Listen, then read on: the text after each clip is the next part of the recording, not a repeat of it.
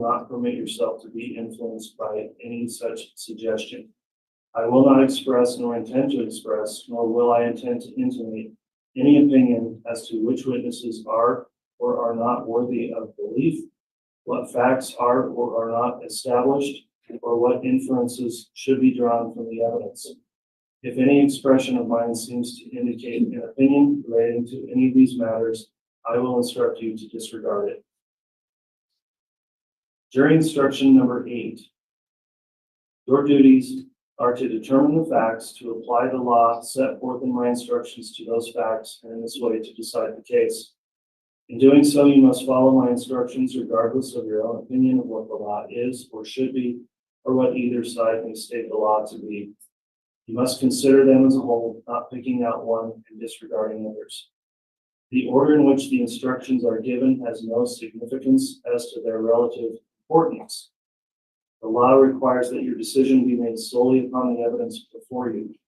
Neither sympathy nor prejudice should influence you in your deliberations.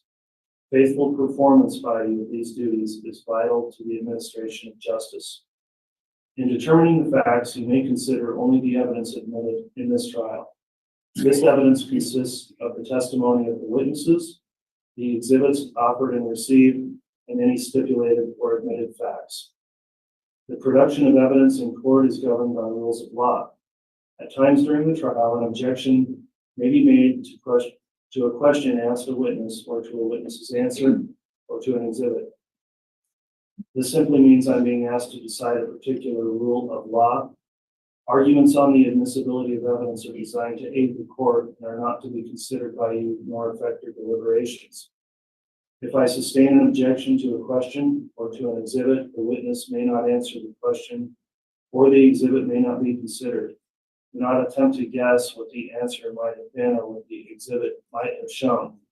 Similarly, if I tell you not to consider a particular statement or exhibit, you should put it out of your mind and not refer to it or rely on it in your later deliberations. During the trial, I may have to talk with the parties about the rules of law which should apply to this case. Sometimes that will occur over the corner there, and we do have a device here that whites out the noise so you can't hear us speaking there. At other times, I'll excuse you from the courtroom so that you can be comfortable while we work out any problems with evidence. You are not to speculate about any such discussions. They are necessary from time to time to help the trial run more smoothly. Some of you have probably heard the terms circumstantial evidence, direct evidence, and hearsay evidence. Do not be concerned with these terms. You are to consider all the evidence admitted in this trial. However, the law does not require you to believe all of the evidence. As the sole judges of the facts, you must determine what evidence you believe and what weight you attach to it. There is no magical formula by which one may evaluate testimony. You bring with you to this courtroom all the experience and background of your lives. In your everyday affairs, you determine for yourselves whom you believe, what you believe, and how much weight you attach to what you are told. The same considerations that you use in your everyday dealings in making these decisions are the considerations which you must apply in your deliberations. In deciding what you believe, do not make your decisions simply because more witnesses may have testified one way than the other. Your role is to think about the testimony of each witness you heard and decide how much you believe of what the witness had to say. A witness who has special knowledge in a particular matter may give an opinion on that matter. In determining the weight to be given such an opinion, you should consider the qualifications and credibility of the witness and the reasons given for the opinion. You are not bound by such opinion. Give it the weight, if any, to which you deem it entitled.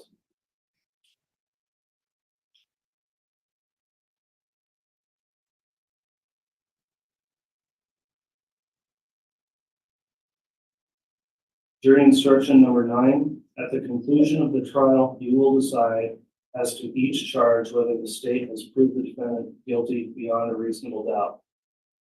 The subject of penalty or punishment is not to be discussed or considered by you in making these decisions. That is a matter which must not in any way affect your verdict. Jury instruction number 10. The state is seeking the death penalty in this case. If the defendant is convicted of murder in the first degree, there will then be a separate sentencing phase of the trial. At that sentencing phase, additional evidence may be presented and the jury will be given additional instructions. At the conclusion of that hearing, the jury will then decide if the defendant will be sentenced to death. If the jury decides that the defendant will not be sentenced to death, either the defendant will be sentenced to a term of life imprisonment without the possibility of parole, or the judge will sentence the defendant to a term of life imprisonment during which the defendant could not be paroled for at least 10 years and possibly for life. Jury instruction number 11. If you wish, you may take notes to help you remember what witnesses said. If you do take notes, please keep them to yourself until after you and your fellow jurors go to the jury room to decide the case. You should not let note-taking distract you so that you do not hear other answers by witnesses. When you leave at night, you'll leave your notes here with the bailiffs. If you do not take notes, you should rely on your own memory of what was said and not be overly influenced by the notes of other jurors. In addition, you cannot assign one person the duty of taking notes for all of you. Jury instruction number 12. It is important that as jurors and officers of this court, you obey the following instructions at any time you leave the jury box, whether it be for recesses of the court during the day or when you leave the courtroom to go home at night. First, do not talk about the case among yourselves or with anyone else during the course of the trial.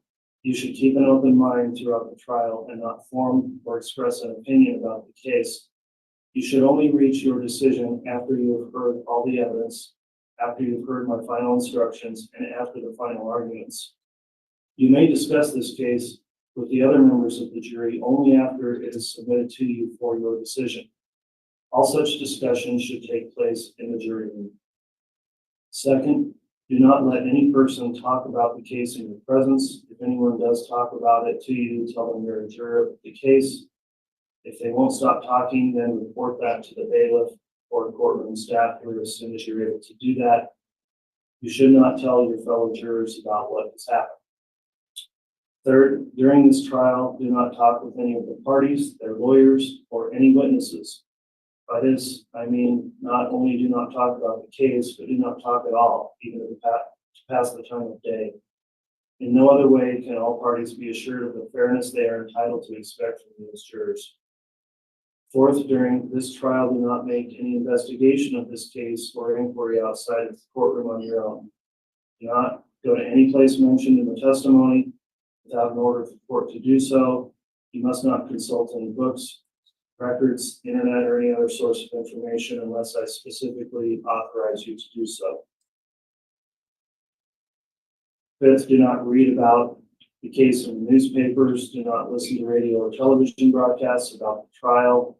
You must base your verdict solely on what is presented in court and not upon any newspaper, radio, television, or other media account of what may have happened. Each day you will be required, as I mentioned, to sign an affirmation that you will follow this admonition of the court. That concludes the court's first instructions then, and as I mentioned, you will be providing copies of those when you deliberate for further reference. Next, at this time then, I am going to have the clerk read the amended and redacted indictment to you. Madam Clerk, if you're ready to read the amended indictment, please do that at this time. In the District Court of the 7th Judicial District of the State of Idaho and in Florida County of Fremont. State of Idaho plaintiff versus Chad Daybell defendant, case number CR 22211623, amended indictment. Chad Daybell is accused by the grand jury of Fremont County of this indictment as follows. Count 1, conspiracy to commit first-degree murder and grand theft by deception. The defendants, Chad Daybell and or Lori Vallow and or Alex Cox, deceased, and or other co-conspirators, both known and unknown, on or between the dates of October 26, 2018 and continuing until January 15, 2020, in the county of Madison, state of Idaho, and elsewhere, including Fremont County, Idaho, and as part of a continuing criminal transaction and common scheme or plan in Madison and Fremont counties, Idaho, did willfully and knowingly combine, conspire, confederate, and agree to commit murder in the first degree of Tylee Ryan and to commit grand theft by deception. Count 2, first degree murder. The defendant, Chad Guy Daybell, on or between the 8th and 9th day of September 2019 in the county of Madison, state of Idaho, and as part of a common scheme or plan for continuing criminal transactions in Madison and Fremont counties in Idaho, were concerned in the commission of a first degree murder and did aid and abet in its commission, or not being present, advised and encouraged its commission, or by command compelled another to commit the crime and did so with malice aforethought, and did so willfully, deliberately, and with premeditation, which resulted in the death of a human being, to wit, either kill Tylee Ryan and or assist in the killing of Tylee Ryan and or did encourage the killing of Tylee Ryan and or did command another to kill Tylee Ryan in violation of Idaho. Count 3, conspiracy to commit first degree murder and grand theft by deception. The defendants, Chad Guy Daybell and or Lori Noreen Vallow and or Alex Cox, deceased, and or other co-conspirators, both known and unknown, on or between the dates of October 26, 2018 and continuing until January 15, 2020, excuse me, in the county of Madison, state of Idaho, and elsewhere, including Fremont County, Idaho, and as part of a continuing criminal transaction and common scheme or plan in Madison and Fremont counties, Idaho, that willfully and knowingly combine, conspire, confederate, and agree to commit murder in the first degree of Joshua Jackson Vallow, hereinafter J.J. Vallow, and to commit grand theft by deception. Count 4, first degree murder. The defendant, Chad Guy Daybell, on or between the 8th and 9th day of September 2019 in the county of Madison, state of Idaho, and as part of a common scheme or plan for continuing criminal transactions between Madison and Fremont counties in Idaho, were concerned in the commission of a first degree murder and did aid and abet in its commission, were not being present, advised and encouraged its commission, or by command compelled another to commit the crime, and did so with malice aforethought, and did so willfully, deliberately, and with premeditation, which resulted in the death of a human being. To wit, did either kill J.J. Vallow and or assist in the killing of J.J. Vallow, and or did encourage the killing of J.J. Vallow, and or did command another to kill J.J. Vallow in violation of Idaho code. Count 5, conspiracy to commit first degree murder. The defendants, Chad Guy Daybell and or Lori Noreen Vallow and or Alex Cox, deceased, and or other co-conspirators, both known and unknown, on or between the dates of October 26, 2018 and continuing until January 15, 2020 in the county of Fremont, state of Idaho, and elsewhere, including Madison County, Idaho, and as part of a continuing criminal transaction in common scheme or plan in Fremont and Madison counties, Idaho, did willfully and knowingly combine, conspire, confederate, and agree to commit murder in the first degree of Tammy Daybell, and did combine or conspire to commit murder, and one or more of such persons did enact to effect the object, combination, or conspiracy. Count 6, first degree murder.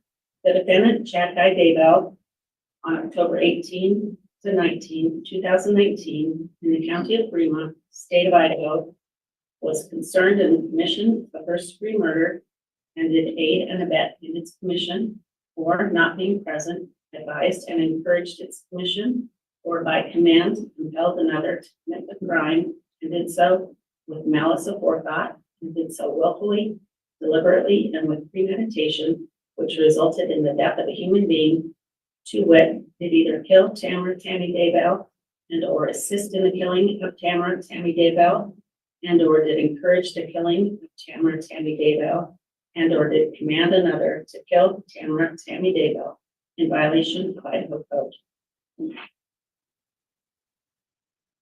Count 7, insurance fraud.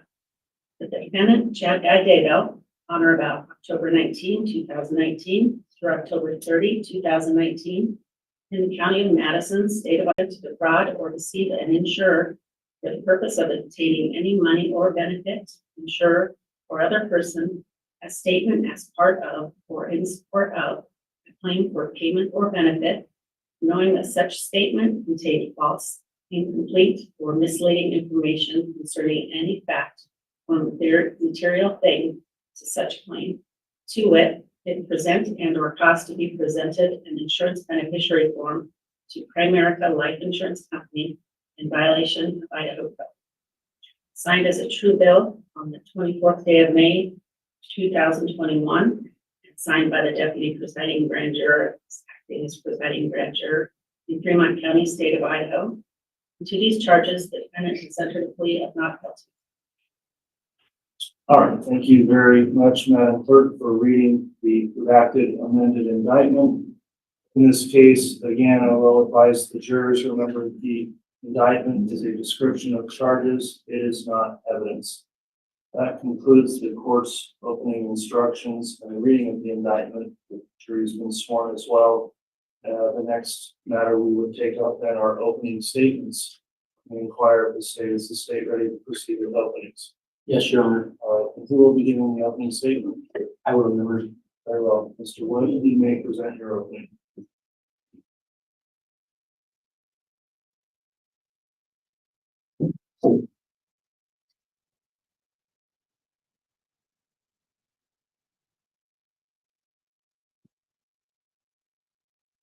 Your Honor, may I inquire, is there a hand mic so that I may address the jury?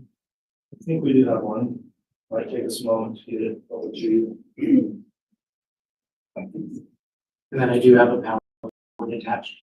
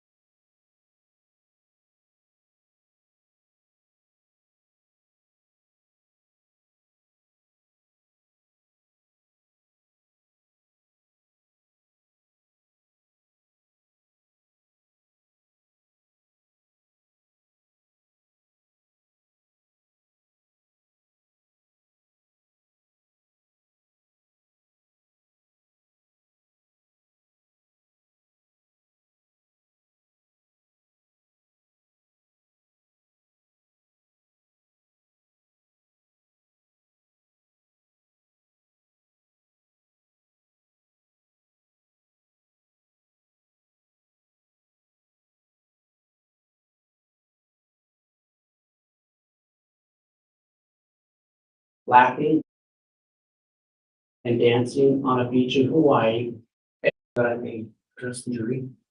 I think we do have one. Might take us a moment to get it over to you. And then I do have a PowerPoint attached. All right.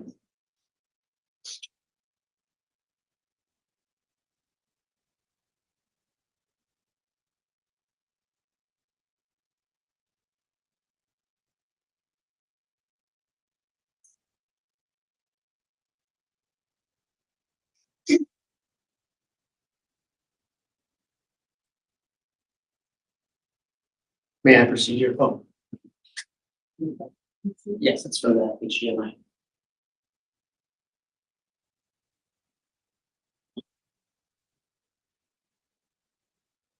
May I proceed, Your Honor? Yes, you.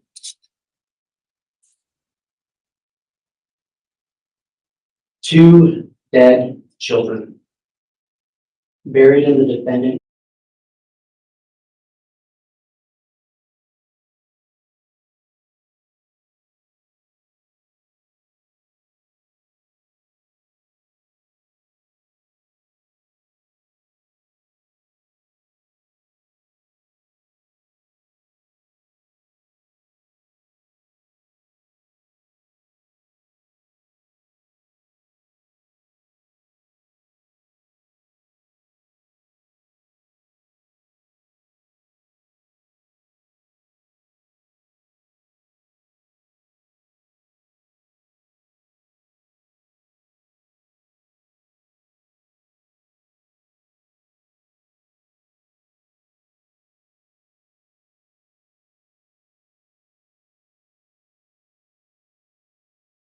Chad Daybell's backyard in September of 2019.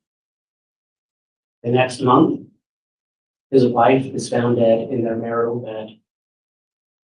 17 days after the death of his wife, Tammy Daybell, this defendant is photographed laughing and dancing on a beach in Hawaii at his wedding. It's Lori Vallow, a woman who was his mistress and the mother of the children buried in the graves on his property. 3 dead bodies. This defendant believed he had a right beyond the ordinary. When he had a chance at what he considered his rightful destiny, he made sure that no person or no law would stand in his way. His desire for sex, money, and power led him to pursue those ambitions. And this pursuit led to the deaths of his wife and Lori's 2 innocent children. Chad Daybell is an author who wrote books about the apocalypse. During this trial, you will hear a story more troubling. And the story is real. Chapter 1. The defendant was a seemingly ordinary man. You'll see that he craved significance. He worked in journalism and he worked as a sexton in a graveyard. He married his wife Tammy in 1990 after meeting at Brigham Young University, and they settled in Utah. As a full-time homemaker and mother, Tammy's love for her family was boundless. Together, Tammy and the defendant started a small publishing company, which Tammy supported in many ways. They had 5 children together. They moved to Idaho, where Tammy became a beloved school librarian. She was devoted to service, her community, and her faith. But for this defendant, that ordinary existence was not enough. Chapter 2. Lori Vallow was a homemaker from Arizona. Your Honor, this mic just... Sorry, Mr. Lee. Let's see if we get a replacement mic. I got it working now. Okay. I noticed that the PowerPoint is not up. Yeah, look, I think your mic's off. Yeah, Okay, I didn't turn it off this time, so you might have a bad battery.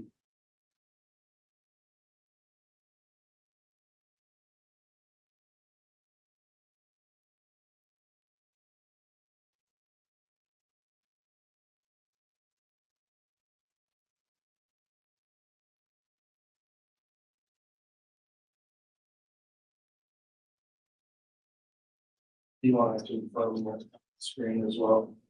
Your Honor, it's up on the screen and it's plugged into the HDMI. I'm not sure why it's not transferred. I don't know if there's any one person out there with that. Let's see if we can get some help to maybe see if we can get the signal to work on that.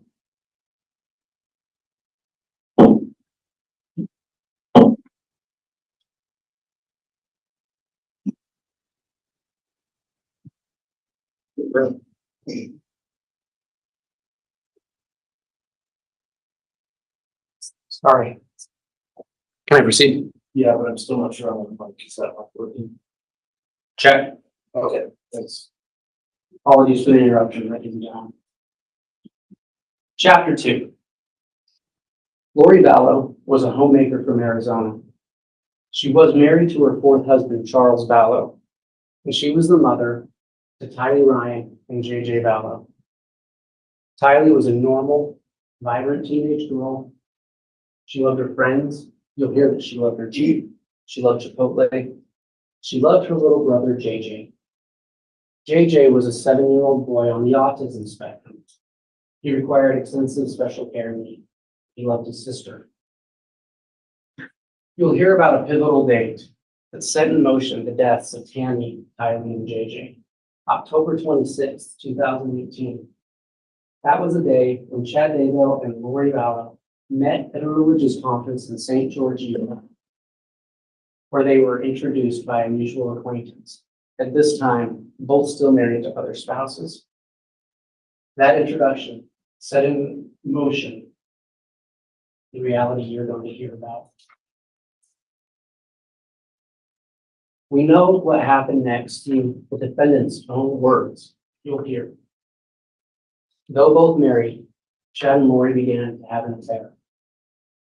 You will hear excerpts from the defendant's extended text messages to Lori that reveal his mindset and his motivations.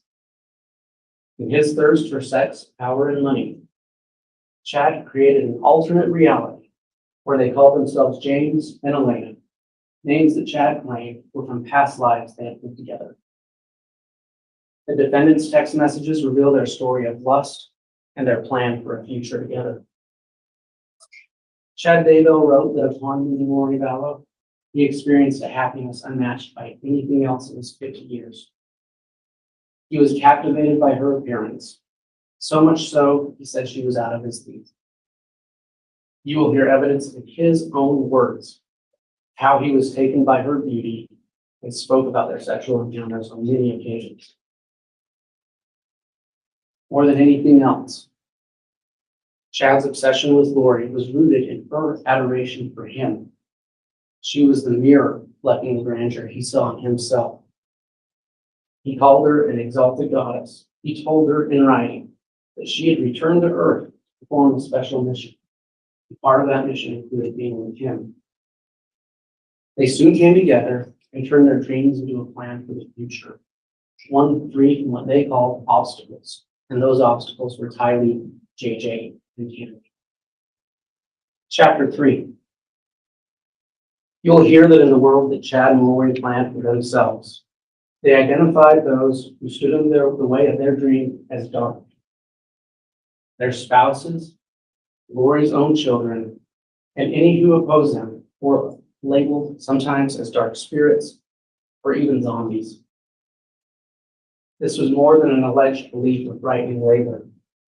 The evidence will show that it was a convenient narrative that dehumanized people who stood in their way and who were labeled as obstacles. This narrative gave them the pretext to remove people from this world for their own good. Chad and Lori preached that only through spiritual intervention, what they sometimes called casting, sometimes through burning, or even through death, that these dark spirits be cleansed. Enter Alex Cox, Lori's devoted brother. Chad and Lori manipulated Alex with promises of spiritual rewards. They wielded their influence over Alex, drawing him into their plotting and planning of their own future. After the deaths of Tylee, JJ, and Tammy, Chad Daybell gave Alex a blessing. This blessing was reported by Lori, who was present. And in that blessing, he said to Alex, "You have earned the privilege to be a member of their exclusive religious group." And he also said to him, "You have already assisted us in ways that can never be repaid." But you will also see other text messages. Chad and Lori discussed more earthly concerns, that Alex could be the one to implicate them. Alex knew this as well. Shortly before he died, on December 12th, 2019, he told his wife, Zulana Pastenis, who you will hear from, he was afraid he was going to be Chad and Lori's fall guy. Chapter 4. Once their calculated plan was devised, it only took months to execute and remove perceived obstacles in Chad Daybell's path to a new life. Charles Vallow, Lori's husband, who was labeled as dark by the defendant, was shot and killed by Alex Cox in Arizona. Lori stood to gain $1 million, money that could fund Chad and Lori's future. Yet following Charles's death, Lori Vallow awaited a $1 million life insurance payout that never came, only to learn that the beneficiary was no longer her. Upon learning she would not receive that insurance money, Lori would text Chad, "I'll still get the $4,000 a month from SS, meaning Social Security." Chad replied to her in a text that read, "It will be interesting to see if it got changed after he had 2 bullets in his chest." Tylee Ryan, also branded Dark and a zombie, was last seen on September 8, 2019. Subsequent investigations revealed the horrifying truth. Her remains, charred and dismembered, were found in a grave on Chad Daybell's property. Without Charles's $1 million in insurance money to support them, Lori Vallow continued to illegally receive Tylee's Social Security benefits, provided after the death of Tylee's biological father, who had been Lori's third husband. According to this defendant, J.J. Vallow, Lori's son, was also possessed. After he was labeled as a dark entity, his fate was no less tragic than his sister's. His young life was also poignant.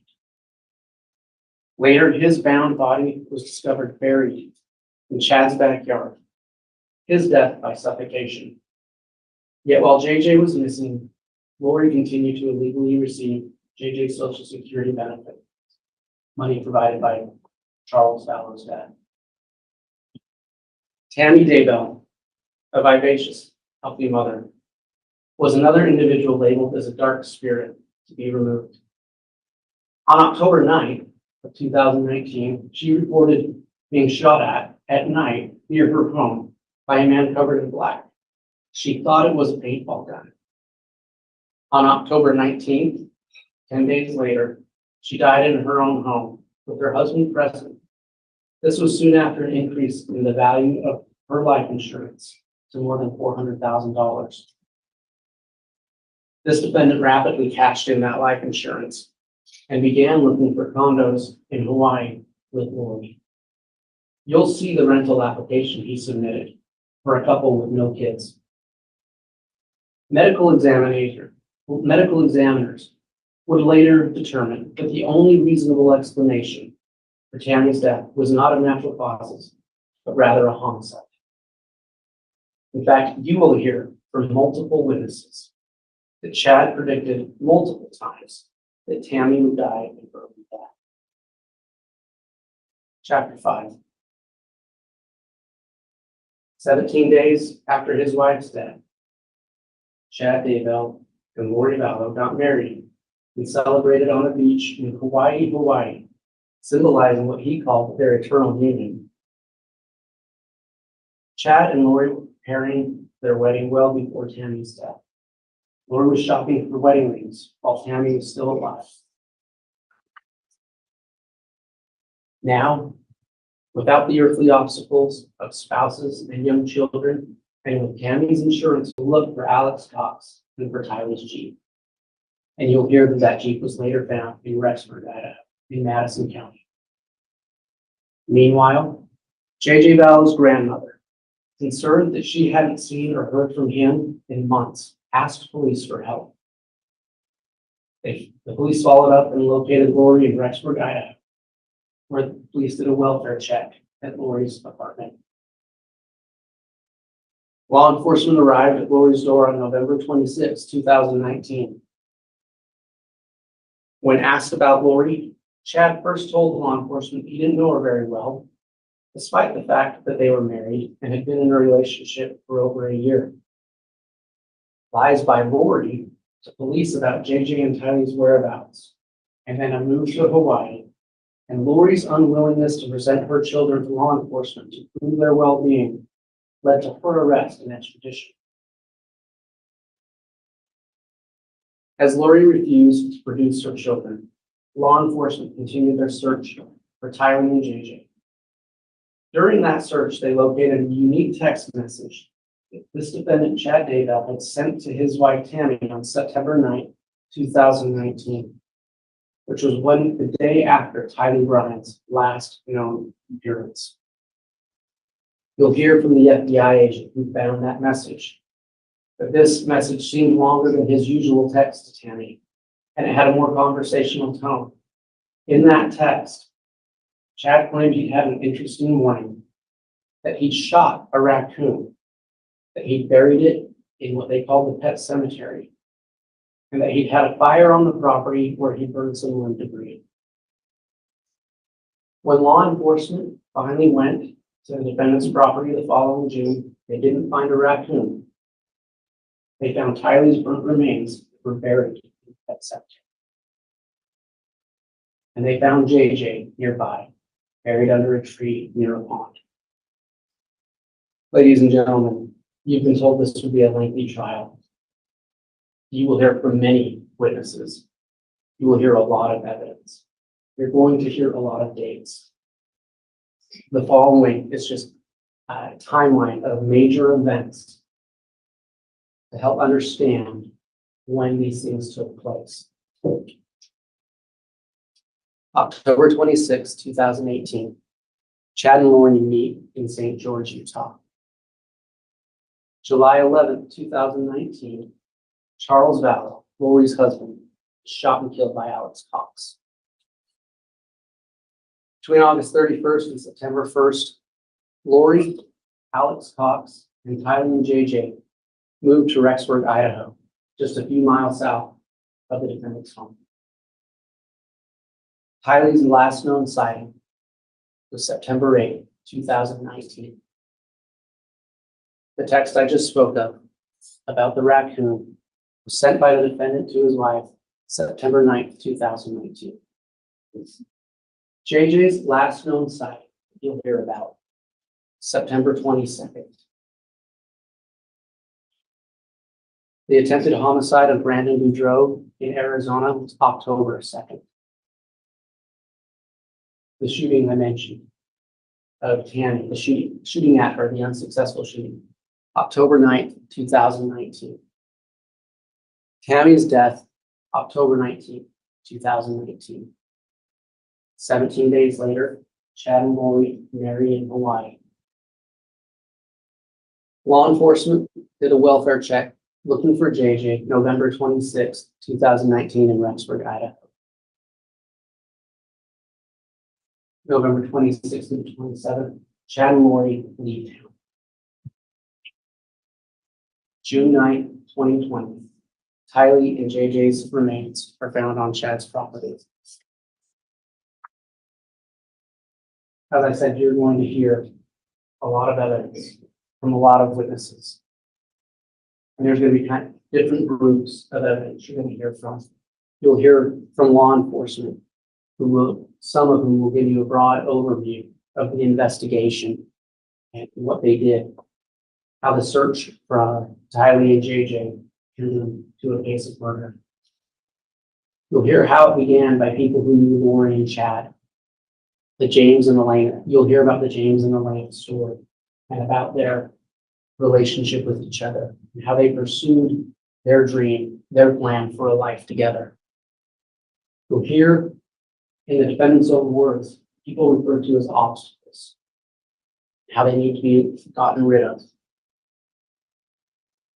You're going to hear financial evidence. You'll hear from an FBI forensic accountant and a detective, a Social Security administrative investigator who will talk about the finances involved in this case.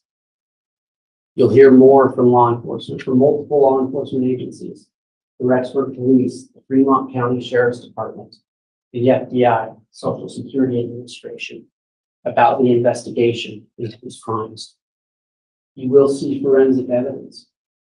You'll see DNA testing to identify the body of Tylee. You'll see DNA testing that showed that DNA from Tylee was found on at least 2 tools in the defendant's shed. You'll hear digital evidence dealing with geolocation data tied to certain phones that were used in this case.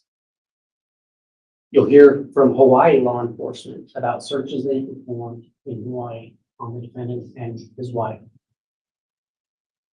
And finally, you will hear many of this defendant's own words. You will hear voice recordings of this defendant.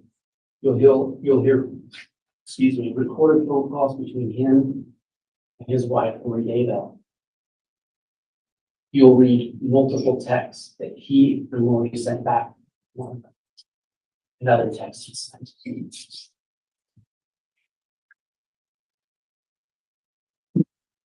Chapter 9, what's unwritten. The defendant stands before you today, charged with multiple crimes. First-degree murder for the death of Tammy Daybell. First-degree murder for the death of Tylee Ryan. First-degree murder for the death of J.J. Ballo. Conspiracy to commit murder of Tammy Daybell. Conspiracy to commit murder and grand theft by deception, the death of Tylee Ryan. Conspiracy to commit murder and grand theft by deception for the death of J.J. Ballo. And insurance fraud.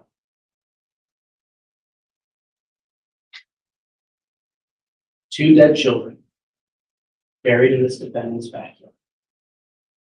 The next month, his wife dead in their bed. 17 days later, this defendant marries Lori Ballo.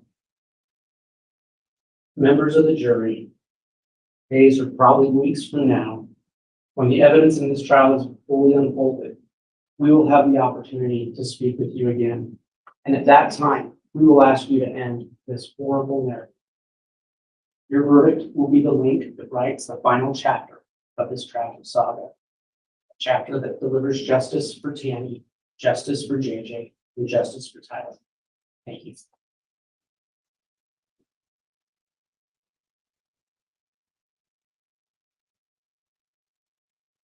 All right, thank you, Mr. Wood. That will conclude the opening statement of the state.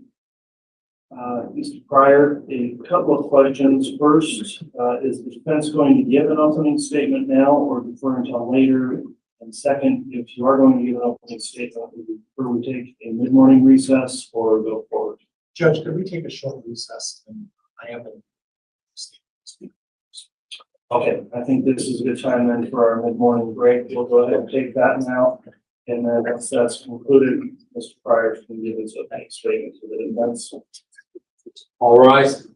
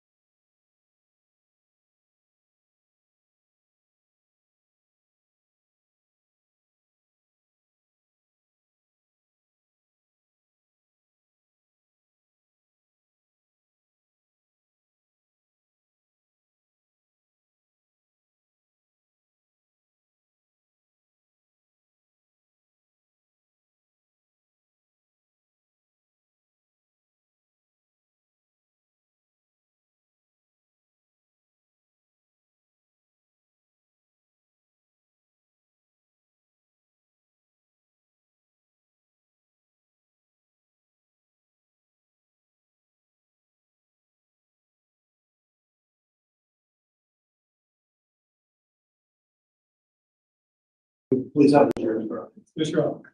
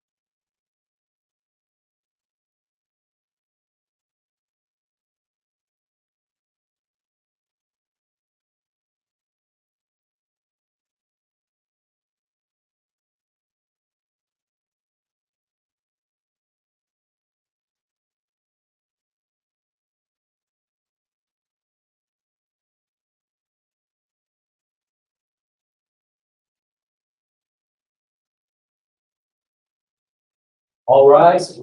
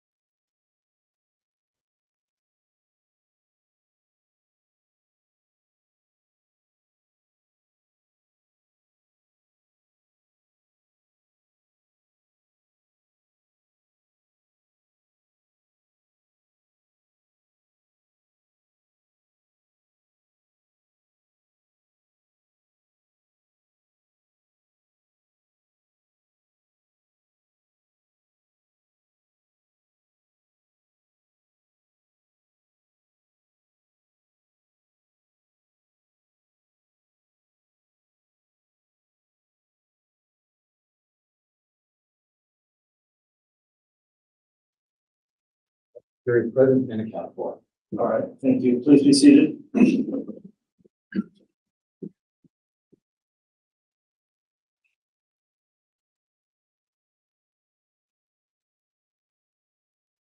We've concluded our morning recess. We're back on the record on KCR 22-21-16-23, State of Idaho versus Chad County Daybell. This is the time we'll next have opening statements by the defense. Mr. Pryor, is the defense ready to proceed? Yes, Your Honor. May I have the post permission to enter the well? You may.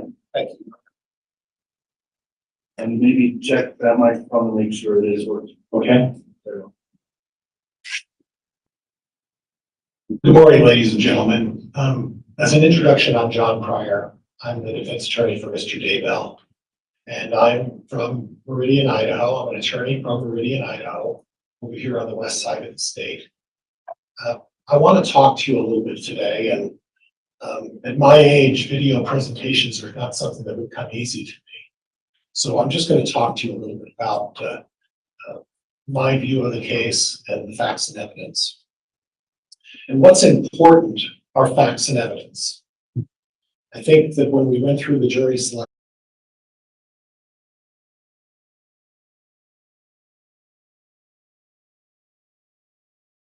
about facts, and we talked about evidence.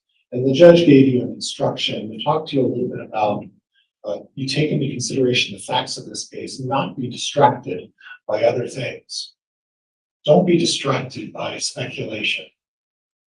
Don't be distracted by guesses or assumptions or hunches. It all comes down to facts and evidence. So I'm going to talk to you a little bit about the facts and evidence in this case.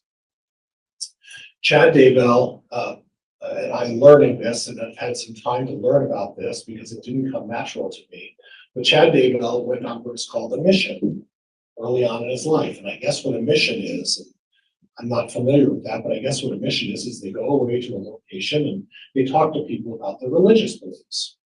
And Chad's faith, that was important as part of his faith. And when they return from these missions, they start the process of moving on with their lives. And when Chad got back from doing his mission in New Jersey, he met Tammy Daybell. Another fact that I discovered, and you'll hear a little bit about, is that Chad had an extended engagement, had an extended by his faith standards romance before they got married. Chad and Tammy dated for approximately 6 months. And what I understand is by their nature, 6 months is an extended dating process before you end up getting married.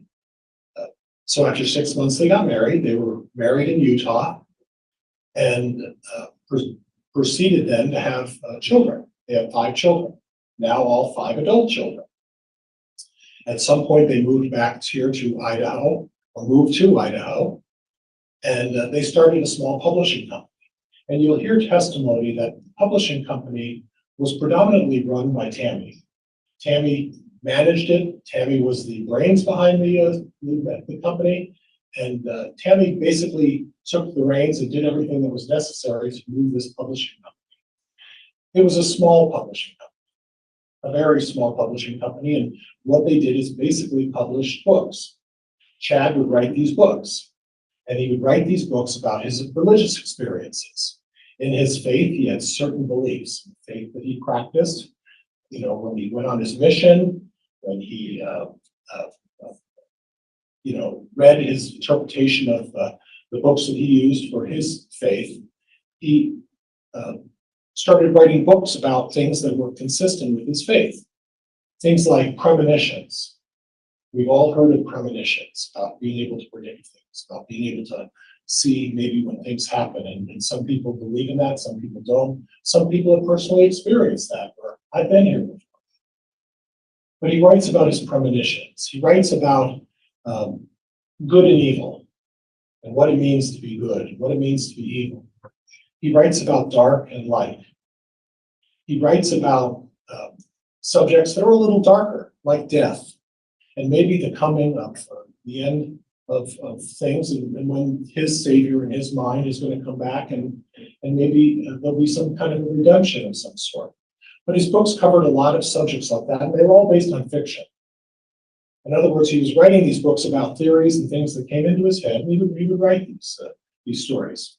But he also wrote children's books, and he wrote books for teenagers. And he wrote these books about adventures and then some crazy ideas about things that kids and teenagers get involved in.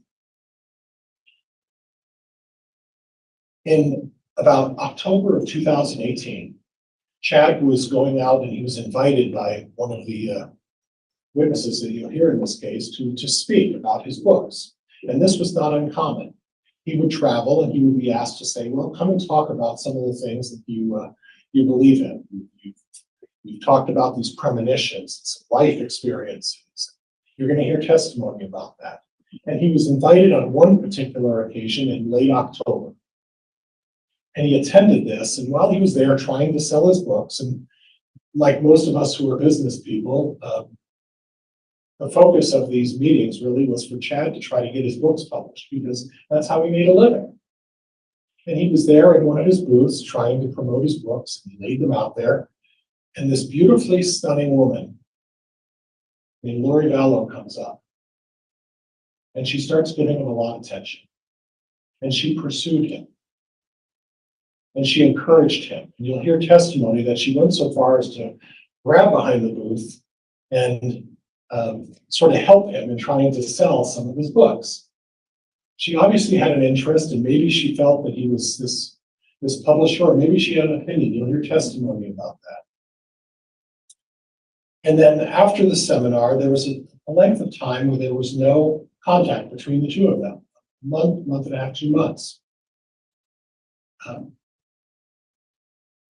And during that time, Chad Daybell went on his day-to-day life. He'd been married to Tammy for some 29 years. has no remarkable background of any kind. I think the testimony we'll offer will show I think he had a speeding ticket in 2005. But Lori Vallow was a different story. Lori Vallow was someone who, right out of high school, married her first husband. You'll hear testimony about this. That marriage was very short-lived, very short-lived. She then married husband number 2 a few years later. And again, very short-lived marriage. And there's some testimony indication that there were some problems with the marriage that caused the breakup. But the concern seems to be, the theme seems to be that Lori's brother Alex, and you're going to hear about Alex Cox. Alex Cox was Lori's protector.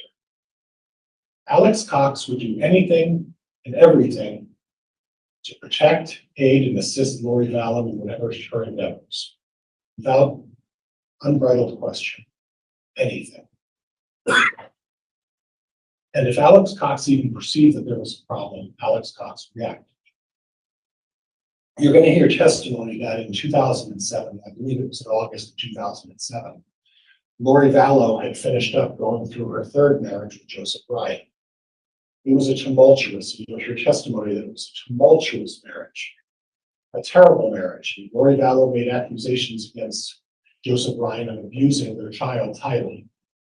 Yes, the same Tylee.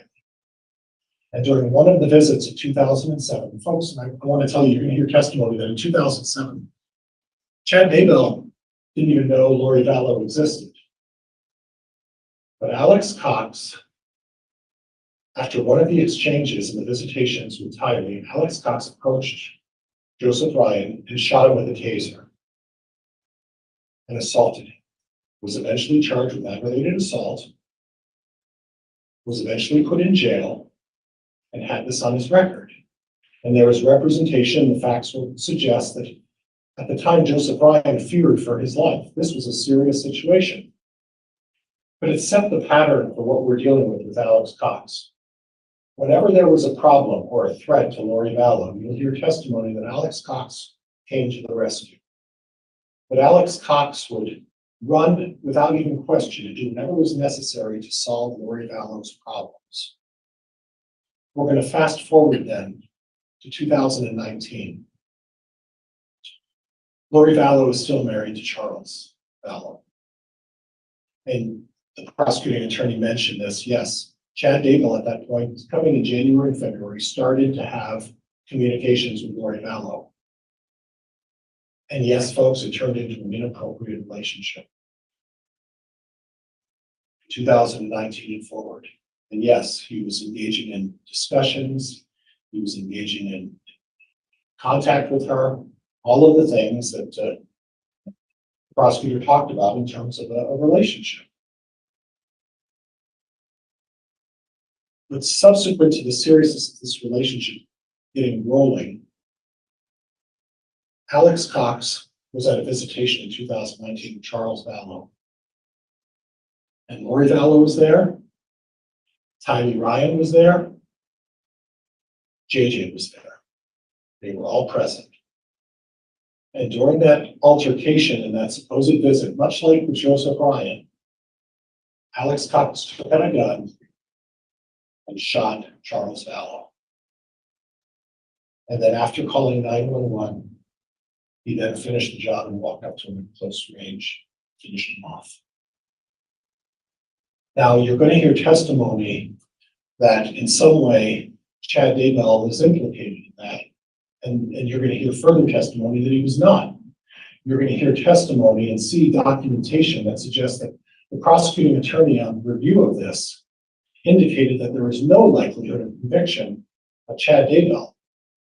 You'll hear testimony that Chad Daybell had nothing to do with the execution by Alex Cox, Charles Vallow. And the same for Brandon Boudreaux. You will hear that Chad Daybell is not being pursued for any involvement in the Brandon Boudreaux attempted murder. Those occurred, and those are separate, as well as the Charles Vallow.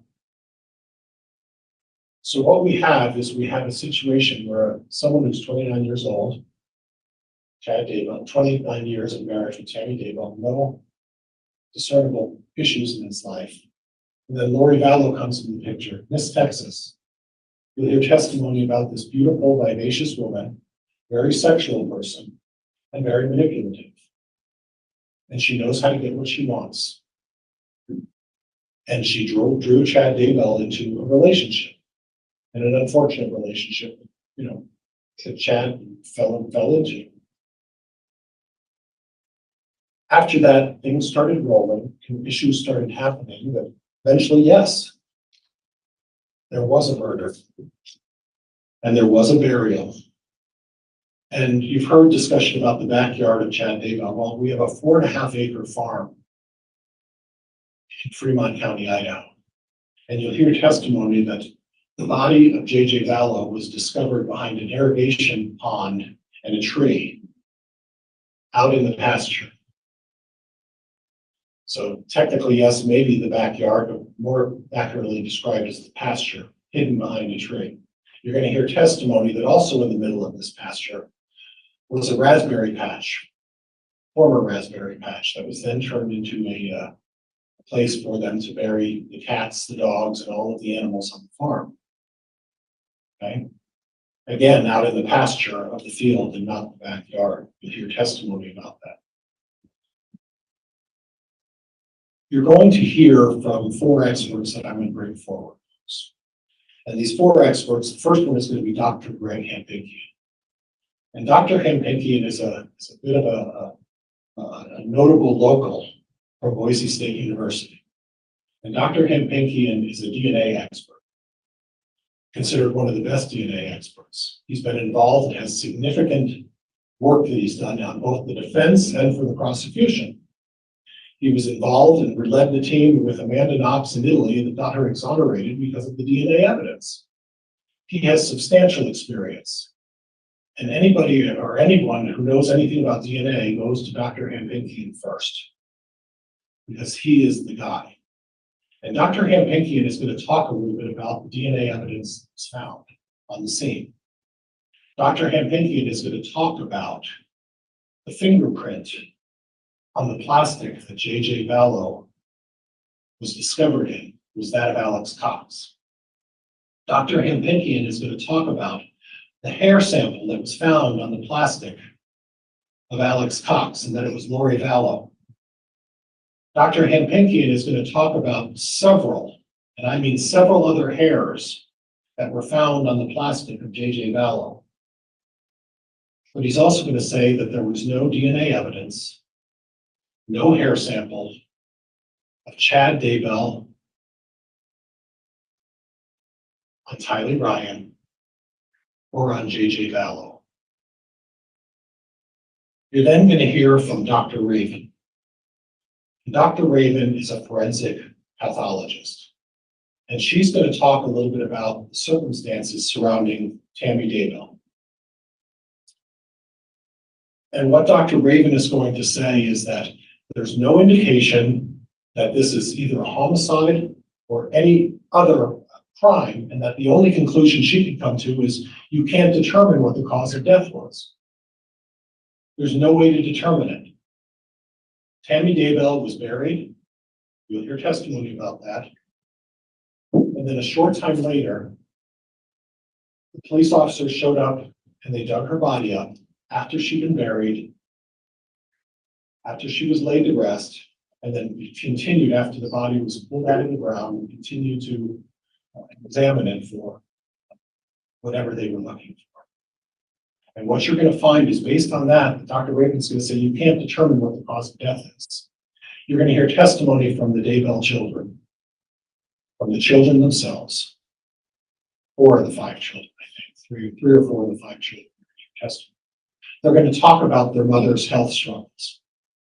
They're going to talk about their mother's use of various medicinal treatments that she would use, oils that she would put on her leg, medicine and different herbs that she would take, and that her mother was suffering from, a number of maladies, and that she would refuse to go see a doctor. or get it treated. And Dr. Raven's going to enlighten you a little bit about some of the circumstances regarding Tammy Daybell. You're then going to hear from Patrick Eller. He's a forensic digital data examiner. And Patrick Eller is someone who has spent his life in the military working for various agencies, and we'll talk a little bit about that, within the government to do data retrieval and data research. And he's going to talk a little bit about the phone records that are involved in this case. He's going to specifically talk about the travels of Alex Cox, because you are going to hear testimony that Alex Cox went to Chad Daybell's property on the 9th of September. You're going to hear that Alex Cox approached Chad Daybell's property a half a dozen other, 5 or 6 other times. You're going to hear testimony that Alex Cox was there on the 23rd. And you're going to hear where Alex Cox was in a number of other times and places in his whereabouts and his travels for about a 2.5 month period.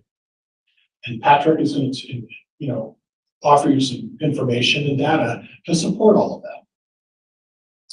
And finally, you're going to hear from a forensic anthropologist, and his name's Eric Bartlink. And Mr. Bartlink is going to talk to you a little bit about the nature and the nature of how the remains of Tylee were burned. Eric Bartlink is going to talk to you a little bit about the lack of complete skeletal remains and why, when Tylee was dug down in the ground, there was not a complete set of skeletal remains. In fact, there were a number of pieces of that were missing.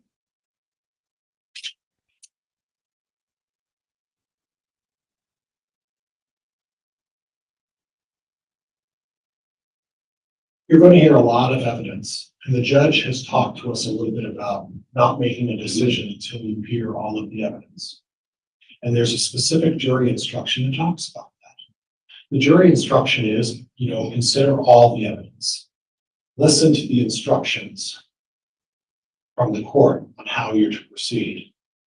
Listen to the arguments of the prosecuting attorney and the defense. And then and only then do you make your decision. And at the conclusion of all that evidence, and at the conclusion of the judge's instructions, the arguments of both of the defense attorneys, I'm going to ask you folks to return a verdict not guilty. Thank you, folks. Thank you for your time. Thank you. All right, that concludes the opening statement of the defense. Then this time we will commence with presenting evidence. I understand the state does have a first witness to call. Is the state ready and prepared to do that? Your Honor, the state is prepared. We had spoken with your clerk earlier. We thought we were going to have a brief sidebar. Okay, let's discuss our schedule and put there in sidebar. Sure.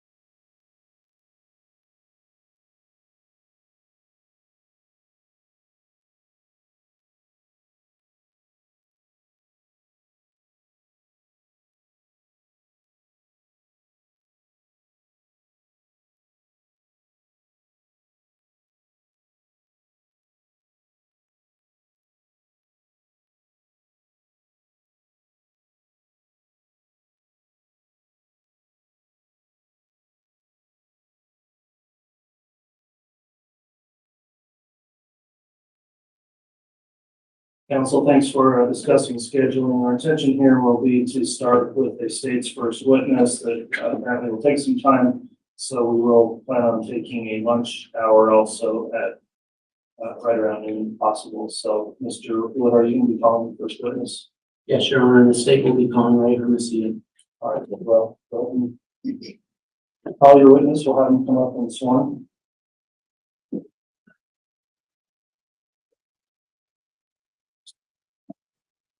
Sir, before quickly.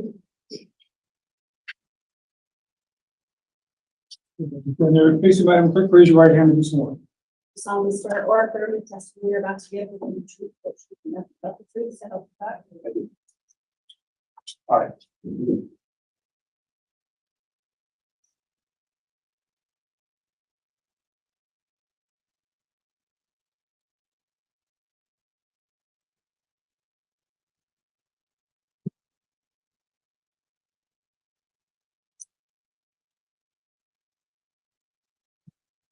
Officer, as you testify, just remember to make a audible response to anything that's being questioned, so that the record stays clear, and try to avoid speaking over the top of anyone questioning you. That in mind, then, Mr. Wood, if you'd like to inquire, you may. Thank you, Your Honor. Officer, will you state your name and spell your last name for the record? Ray Hermosillo, Hermosillo. Is that on? Your Honor, is that microphone on? I'm not sure.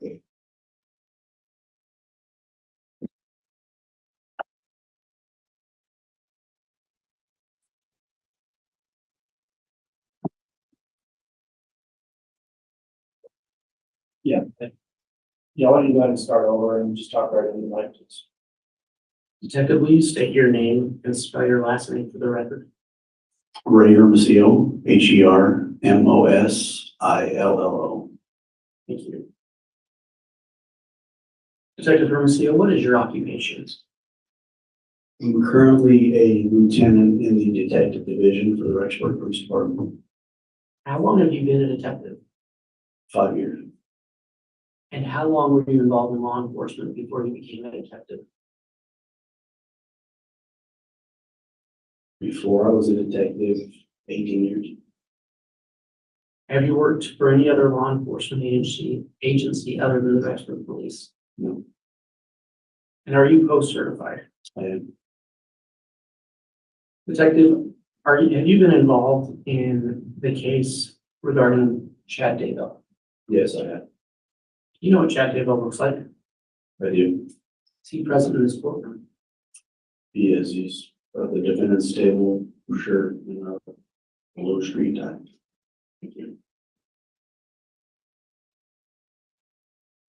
Detective, let's talk about how did you initially become involved in the investigation regarding Mr. Daybell?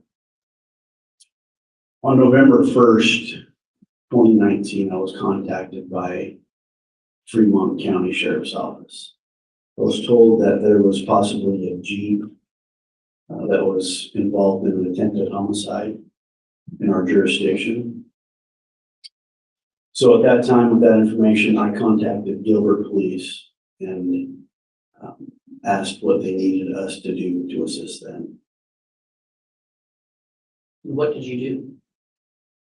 Gilbert Police asked us to seize the Jeep if it was located. They gave us the address of 565 Pioneer, which is Rock Creek Townhomes. They also asked us, Detective, I'm going to stop real quick. Where is that address located? What city? Rexburg, What county is Rexburg in? Madison County. So once you received that address, what did you do? Gilbert asked us to seize the Jeep if we had located the Jeep. They also asked us to perform intermittent surveillance. So at that time, that's exactly what we did. When you say intermittent surveillance, what did you do to perform that surveillance? When we were driving around, when there was no more calls coming in, we would park in front of the residence, behind the residence, take photographs of anybody leaving or coming in.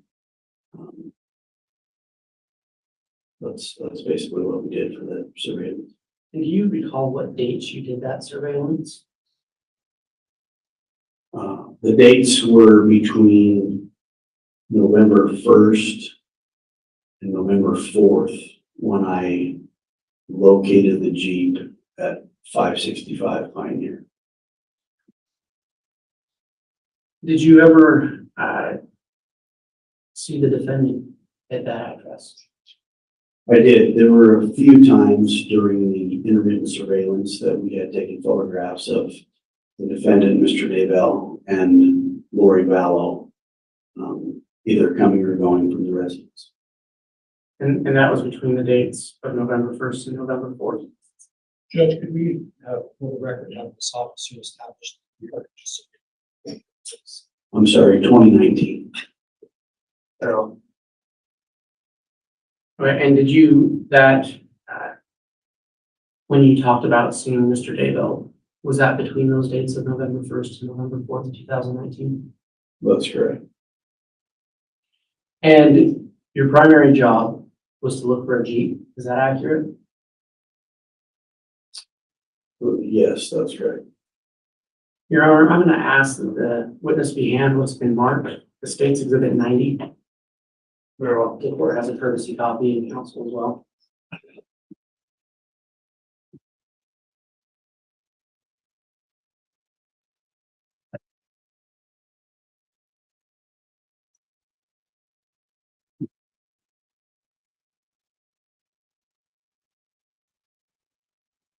Mr. Wood, to be clear, it sounded like you said 90. This is 9-8. I believe it's 90. Double check.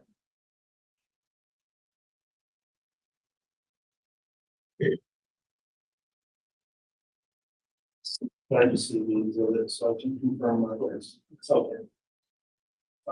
You're correct, Honor, 9A. Thank you. And that would be exhibits 9A through 90.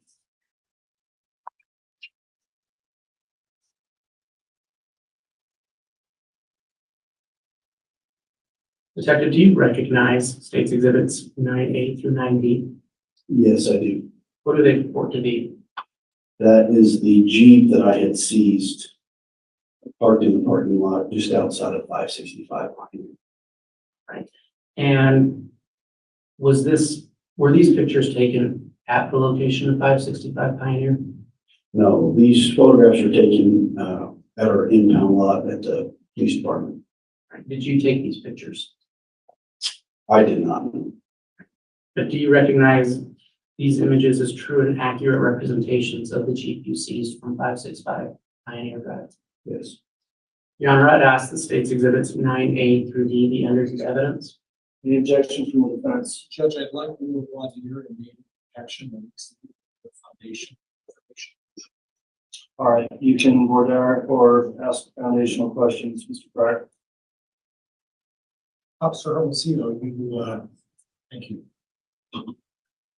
You mentioned that you were doing surveillance on the Jeep, is that correct? That's correct. Did you have an occasion to get close to the Jeep during that surveillance? We hadn't located the Jeep during that surveillance. I located the Jeep on November 4th, 2019, and that's when I had it impounded.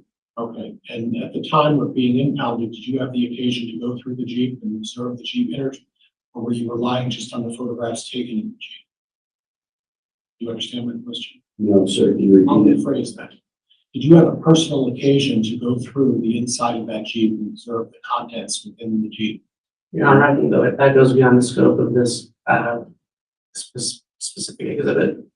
I guess the issue, Mr. Wood, is he indicated he did not take these photographs, and some of the exhibits also contain photographs of the interior of the Jeep, so it's proper for dire need of an objection. Thank you. May I continue, Judge? Yes. Officer, all I'm trying to establish is I don't want you to be able to testify that, someone else took the pictures and this is what they found. I want you to be able to, you're authenticating and you're under oath to swear that these are accurate photos. I'm trying to find out if that knowledge is based on your personal experience, or is it simply based on the fact that you're relying on somebody else who told you this is what we found? So that's what I'd like you to clarify for me, if you would, sir. Sure. I impounded the Jeep. I was standing next to the officer taking the photographs. And I also went through the Jeep personally. Okay, I withdraw the objection. Mr. Chair. Thank you, officer. All right, exhibits, 9A through D are admitted. Thank you, Madam Publisher to the jury. You you may want to have a quick sidebar with counsel. Like the reporter?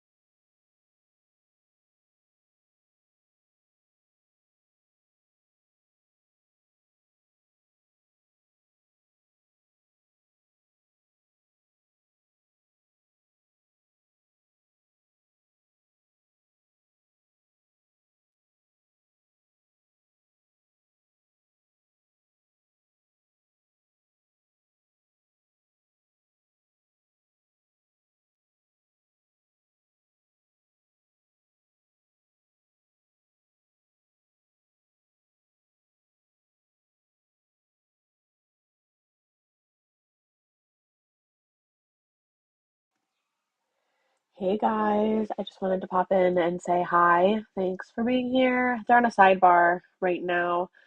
Oh, here they come back, but I just wanted to pop in and say hi.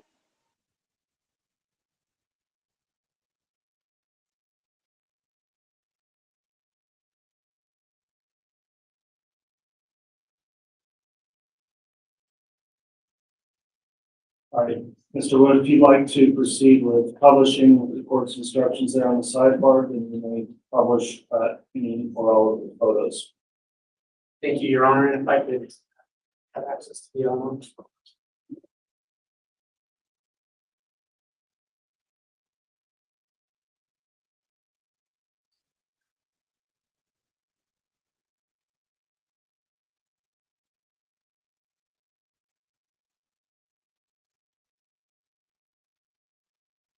Detective, is this what you saw in State's Exhibit A?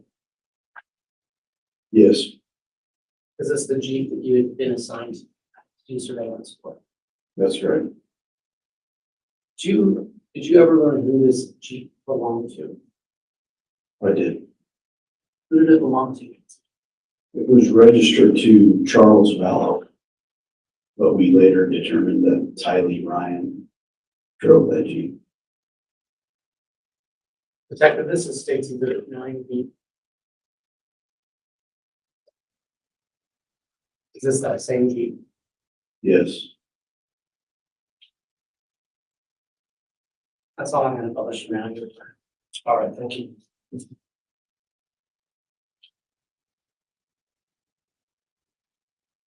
Detective, while you were doing your surveillance,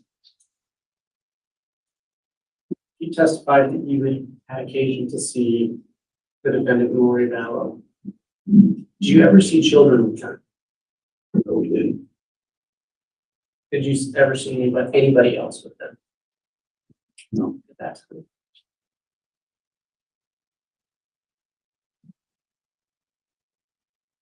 Were you, at that time, were you aware of who J.J. Vallow was? No. Were you aware of who Tyree Ryan was? No. So when you spoke with, is it fair to say that when you were initially contacted by another law enforcement agency, they did not ask you to look for those children at that time?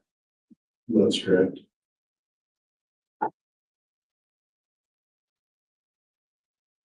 Detective, did your role in this investigation change after that? It did. When did that happen? After I had seized the Jeep November 4th, 2019, I contacted Gilbert Police and let them know I had the Jeep. Gilbert Police Department flew to Rexburg with a few of their detectives and a few of their crime analysts to go through the Jeep and serve a warrant on the Jeep. They were looking for the infotainment center, which is the middle of the Jeep console, has the GPS locations, things of that nature, and they wanted the information extracted. So when they were up here on November 18th, 2019, they asked me and the other detectives if during our intermittent surveillance, if we had seen any children. And we told them we hadn't. They stated that JJ's grandmother. Judge, I'm going to object. I'm trying to be somewhat open-minded about foundation, but I'm going to object. I'll ask a question, Your Honor. Go ahead, thanks. So you did have further contact with law enforcement from Arizona? Correct. And which law enforcement agency was that? Gilbert Police Department. And was it Gilbert Police Department that was looking for that Jeep? Yes, it was. When you followed up with them about the Jeep, did they give you any other information about their case? They did. Did any of that information regard children? Yes, it did. What were you told by Gilbert Police? Judge, objection, hearsay. Coming in for the effect on the listener, Your Honor. Judge, could we approach? No, give me a moment to make a ruling on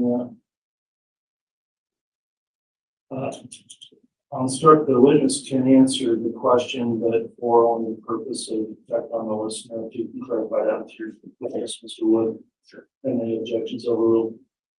Detective, based on your conversation with Gilbert Police, did you take any action regarding any children involved in this case? Yes, we did. And for the purpose of what you did, what information were you given that you needed to look up on?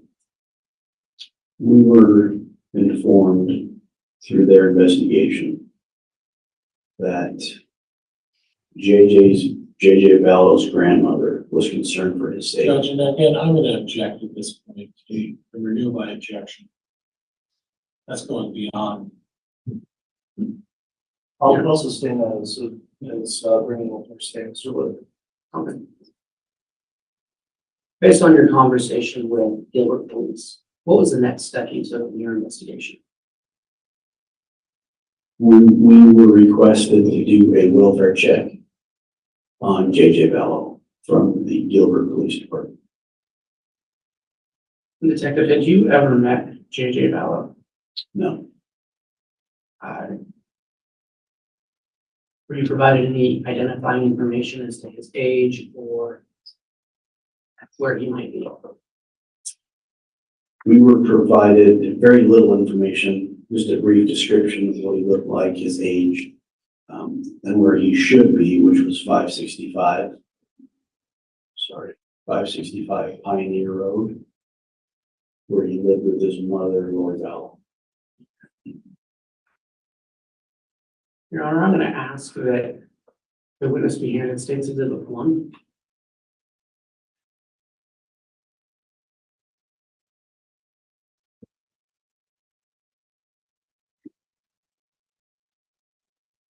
Judge, I'm going to stipulate to the admission of State's Exhibit 1. All right, it's being offered, Mr. Wood. Yes, Your Honor. State's Exhibit 1 has been offered without objection. The court will admit State's Exhibit 1. And Your Honor, with that stipulation, I'd actually ask that the witness be handed State's Exhibit 2 and State's Exhibit 3 as well.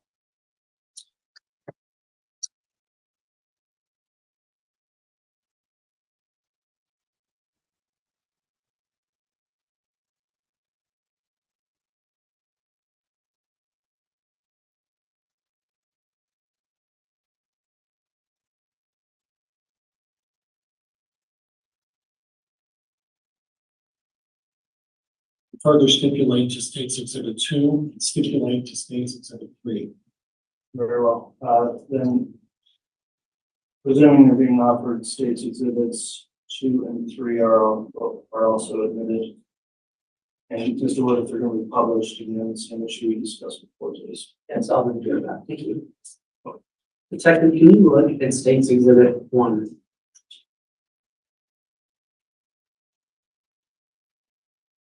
Okay. What is State's Exhibit 1? That is a birth certificate out of the state of Louisiana. Your Honor, where this is admitted, may I publish? Yeah.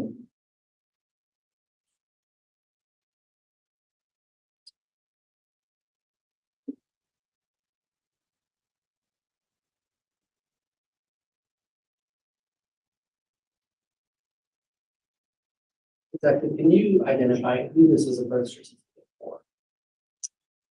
The name on my birth certificate is Canaan Todd Trahan, What is the birth date? May 25th, 2012. And where is the place of birth?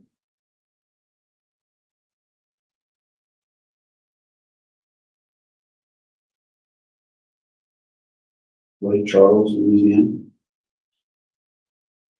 Your Honor, if I may publish State's Exhibit 2. You know, Detective, I'm going to ask you to turn to the second page of State's Exhibit 2.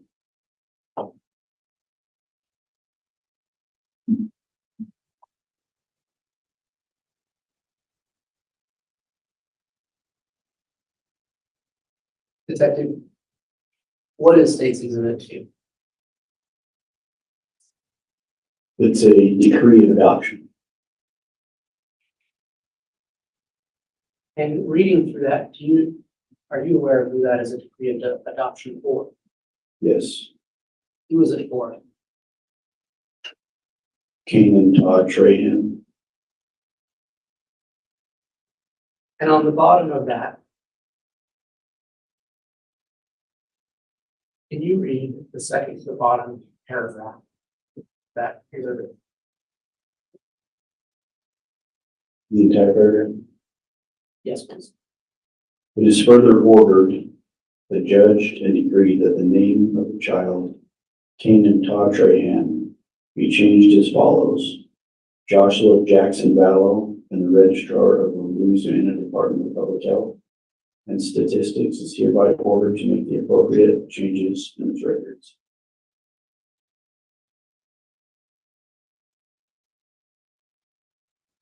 Okay.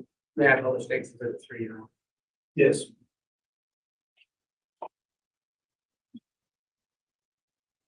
Detective, what is State's Exhibit 3?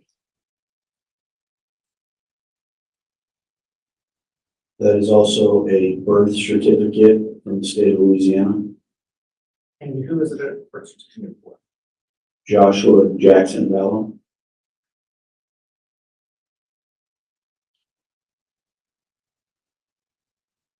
Second, in the course of your investigation.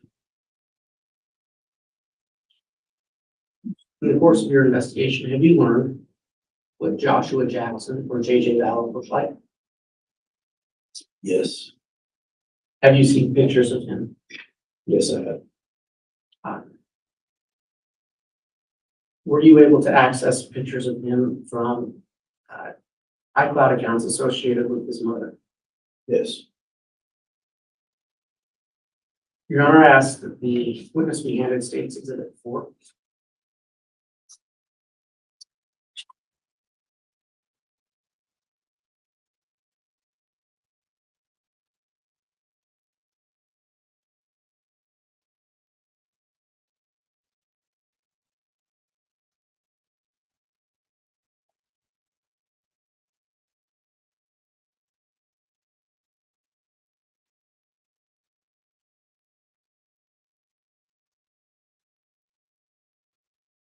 All right, the witness is handed State's Exhibit 4. Detective, you testified that you never met JJ Vallow, correct? correct. How did you come to know what he looked like? Through photographs we were given. Where did you get those photographs? We received a few from Gilbert Police. His grandmother, Kay Woodcock. I think that's all I can remember. And I spoke with you briefly before. Did you ever have occasion to review iCloud accounts belonging to Lori Vallow? Yes, we did. And on those iCloud accounts, did you find other pictures of JJ Vallow? Yes, we did. And did you find videos of JJ Vallow? Yes. Based on your investigation, what does Exhibit 4 purport to be? Photograph of J.J. Vallow. And you didn't take this picture, correct? Correct. But you recognize that individual as Joshua or JJ Vallow? Yes. Your Honor, for demonstrative purposes, the state would move to admit State's Exhibit 4. Any objection? Judge, there's a little bit of foundation that I want to iron on. So what's the source of that picture? Where did Lori's iCloud, Lori for Style, iCloud.com. Judge, can we approach just briefly on this issue?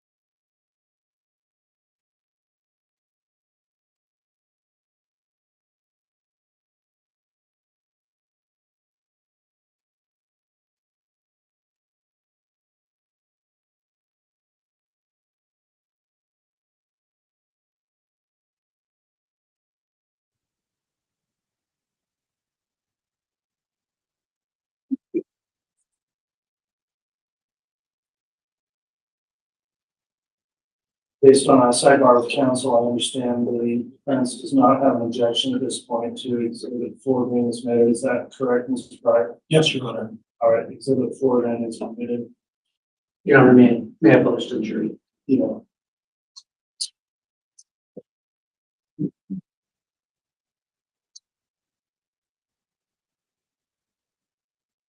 Detective, who is that? That's JJ Vallow.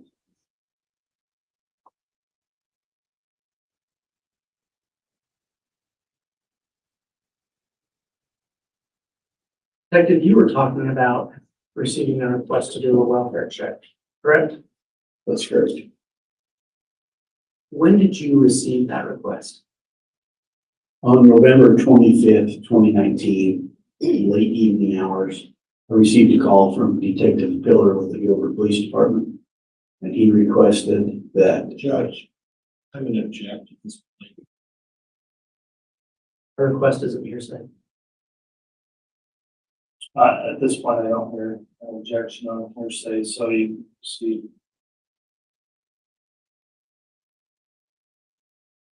Can I repeat the question? What did you do in response to that request? On November 25th, 2019, I received a call from Detective Pillar of the Gilbert Police Department. He requested that I do a welfare check on JJ Vallow the next morning because he wasn't able to get a hold of JJ or This is saying it's hearsay. Did you do a welfare check for JJ Vallow? we did. What date did you do that? November 26th, 2019. How did you go about doing that? On that morning of November 26th, 2019, myself and Detective Daybell went to Lori Vallow's residence where we presumed JJ was at. She lived at 565 Pioneer, apartment 175. As we approached, expecting to speak with Lori, we noticed the defendant, Chad Daybell, and Alex Cox unloading a pickup truck near the garage area. And at this point, were you aware of who Chad Daybell was? Yes. How would you learn about him? Through our investigation with Gilbert and communicating with Gilbert Police Department.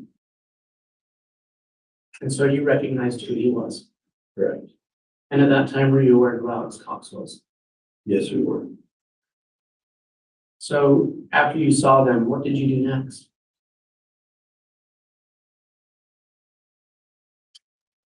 I got out of my vehicle and made contact with Alex. He was standing at the driver's side of his pickup truck, and the defendant Daybell was on the passenger side. I asked Alex if Lori Vallow was home, and he stated that she wasn't home. I asked Alex if JJ was home, that we were there to do a welfare check.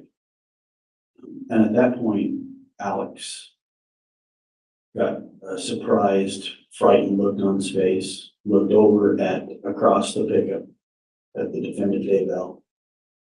The defendant Daybell then looked back at Alex, and initially, neither one of them answered my question. After they didn't answer your question, what did you do?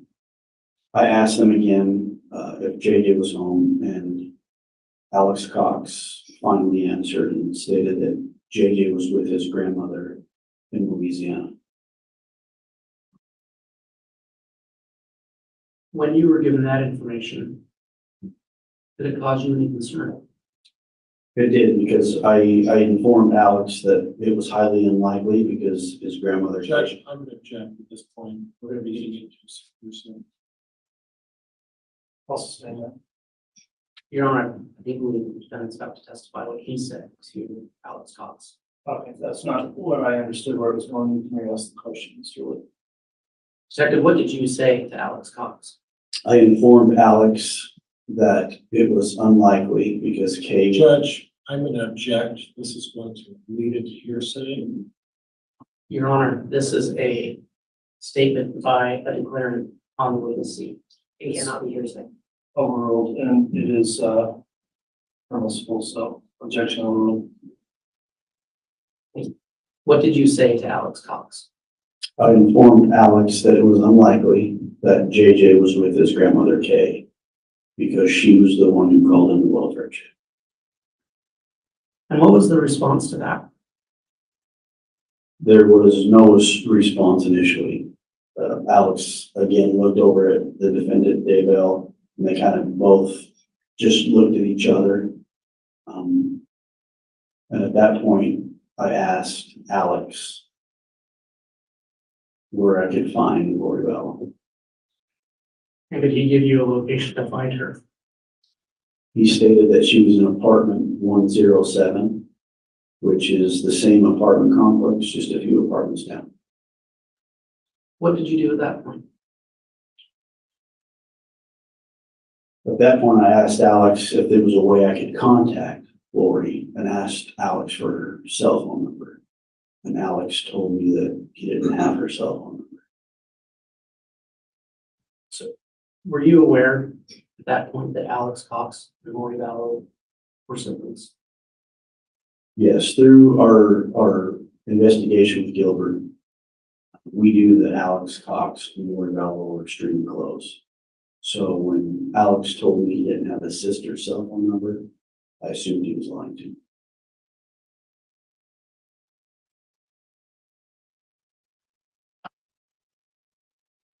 What did you do once you received that information?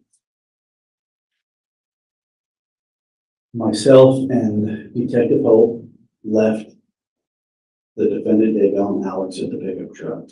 We went over to apartment 107 to see if we could make contact with Lori. At that point, we were just trying to find JJ Vallow. And were you able to locate him at apartment 107? No, we knocked on apartment 107, there was no answer. So at that point, Detective Hope began knocking on neighbors' doors, see if we can get a hold of anybody who would know if they saw a little boy coming in and out of that apartment or who resided at that apartment. And while Detective Hope was doing that, I started walking back to my vehicle to call for more detectives to come over to our location. Why did you call for more detectives? Because of the deception from Alex, I wanted to figure out what exactly was going on. And we were going to start canvassing the area and knocking on doors, so the more detectives we had on scene, the better it was for us. Detective, to clarify, when you first saw Alex and Chad Daybell, did you speak with Chad Daybell? No, I personally didn't. So I believe you testified that you started walking back to the original apartment. Correct. What happened then? As I was approaching my car that was parked in the alleyway, I noticed the defendant Daybell driving towards me in a black Chevy Equinox. It appeared he had just left apartment 175 and was headed towards me in the alleyway. So at that point, I stopped him to have a conversation. What did you ask him? I asked the defendant Daybell, when's the last time you saw JJ Vallow? And he stated it was in October in apartment 107 with Lori Bell. Did you ask him anything else? I did. I asked him how he knew Lori, and he stated he had only met her a couple of times, and that he didn't know her very well. Did that response cause any concern for you? It did. Why? Through our investigation, prior to me making any contact with the defendant Daybell or Alex Cox, we knew that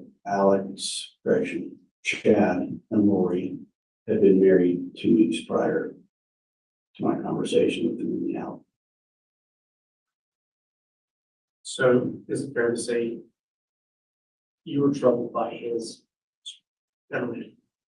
What happened after that? I asked Mr. Daybell, the defendant Daybell, if he had Lori Ballow's telephone number so I could get hold of her. And he stated he didn't have her phone number. Did you have any further conversation? I did. When I was speaking with the defendant Daybell, Detective Hope saw me talking with him and started to walk back to my location. As he approached, I again asked the defendant Daybell for Lori's number because I assumed he was lying to me based on what I knew. And at that time, he did give me Lori's phone number. Did he tell you why he didn't give it to you in the first place? He did. He stated that he felt I was accusing him of something. And had you accused him of anything? No, I simply asked him the whereabouts of JJ and asked him for his wife's telephone number.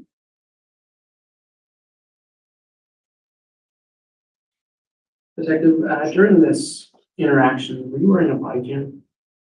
No, I wasn't. Why not? In the detective division, most of our interviews are in a controlled environment. We call people into the police department. We have an interview room set up with cameras. So most of the time we're conducting our business and our interviews at the police department. It's very rare we're the first officers or detectives on scene. There is one body cam between 7 detectives. Unlike patrol, where a patrolman is assigned a body cam, a detective is not assigned a body.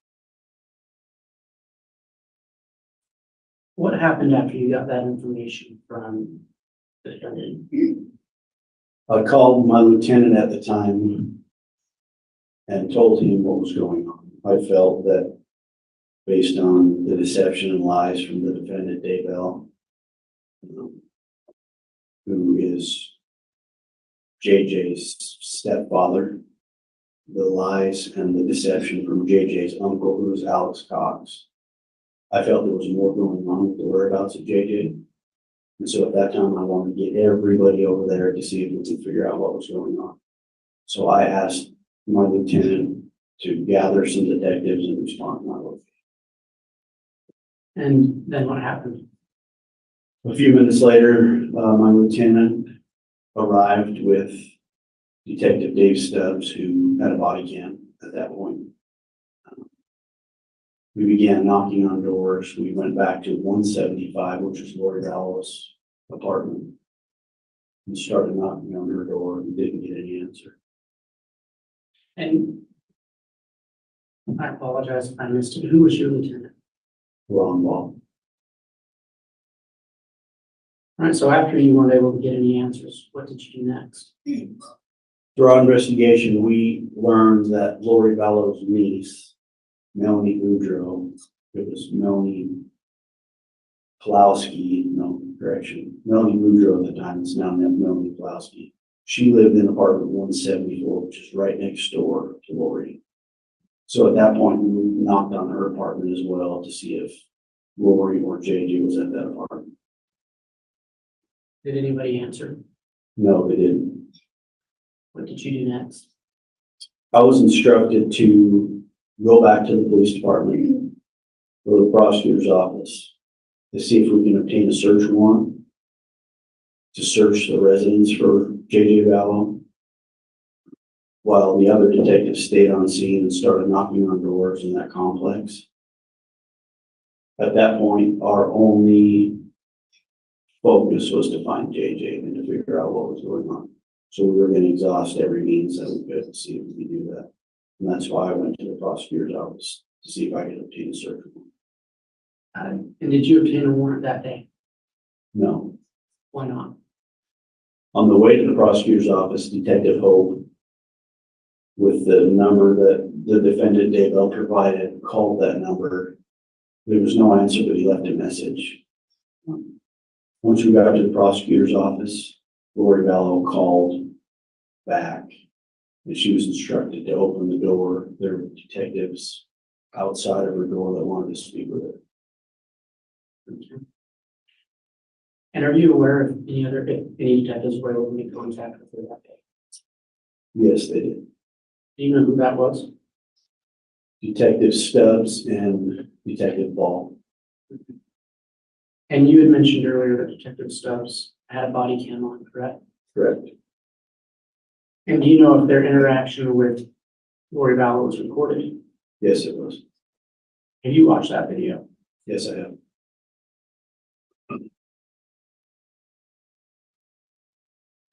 At that point in your investigation, what did you do? After, After Detectives Ball and Stubbs had spoken with Lori Vallow, what did you do? What did you do next? we were informed that JJ was with a family friend. Judge, I'm going to object if there's any comments. Sustain that. Detective, did you speak with Detectives Ball and Stubbs about their interaction with Lori that day? Yes, Did you speak with them that day? yes, Did you watch the body cam of their interaction with Lori Vallow that day? yes, I did. So you're aware of what she said to them. Correct. Based on what she said to them, what did you do next in your investigation? We attempted to locate the family friend to see if JJ was with her in Gilbert, Arizona. And do you know who that family friend was? Melanie Gibb, Were you able to contact them? I was not. Did you have any interaction with Arizona law enforcement day about contacting Melanie Gibb? I did. It was starting to get into the later hours of that evening. So I contacted Detective Pillar with Gilbert Police Department. And I had him go to Melanie Gibb's residence to see if JJ was there. Ultimately, we learned he was not there.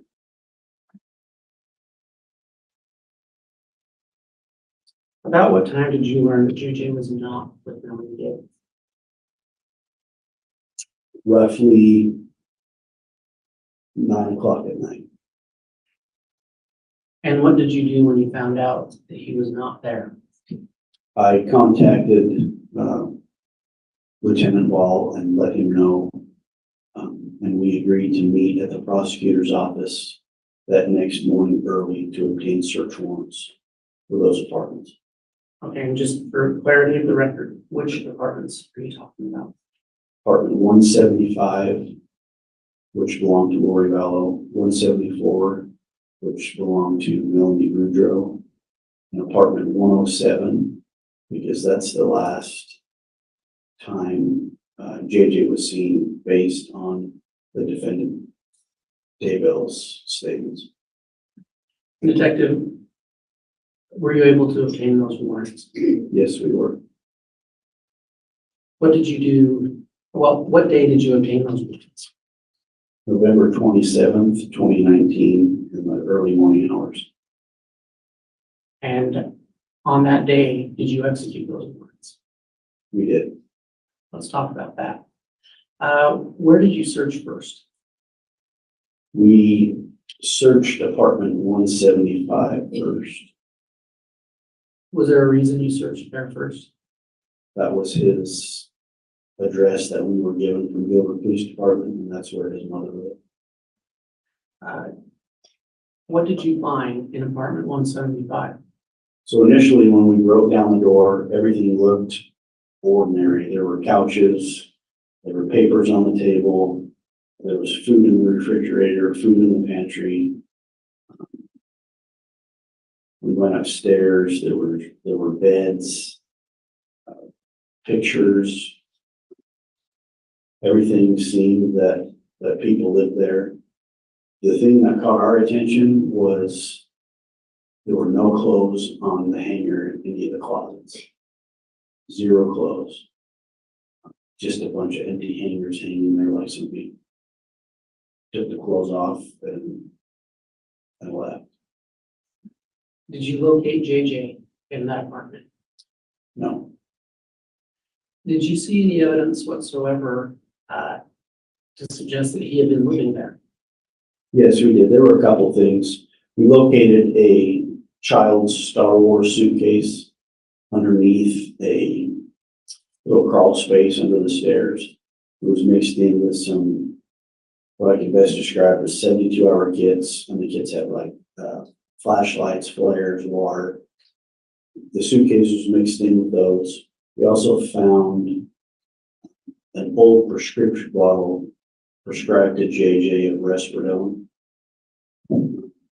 And there were miscellaneous photographs of JJ in the residence. And did you see any other evidence of any minor children? No. Crash. We did. When we first went inside, there were some scooters and a small child's, looked like a small child's bike right on the porch. Okay. Did you seize anything from the home that day? We did, I seized the Resperdome and the suitcase.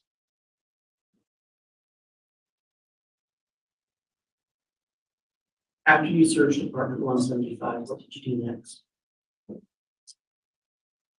We searched 174, which was Melanie Boudreaux's apartment. Everything appeared normal in there. There were no signs of JJ or anything that he was even there. But we also searched apartment 107, and that was completely vacant. There was nothing in apartment 107. Did you seize anything from apartments 174 or 107? We seized, in apartment 174, we seized some cash, large amounts of cash that were found in the closet. And the only reason we seized those were for safekeeping, because we had kicked the door in there as well, and it wasn't able to lock, so we took that. Did you locate any weapons in any of those apartments? So in apartment 175, when we were searching the garage area, we located several different style weapons, handguns, rifles, various calibers, army knives, a lot of different weapons that were inside the garage. And why did you seize those? Again, for safekeeping, that apartment didn't lock. And so we took those so it wouldn't be stolen. Did you find any evidence that JJ Vallow had been in apartment 174? No, Did you find any evidence that JJ Vallow had been in apartment 107? Did you search any other building that day? we did.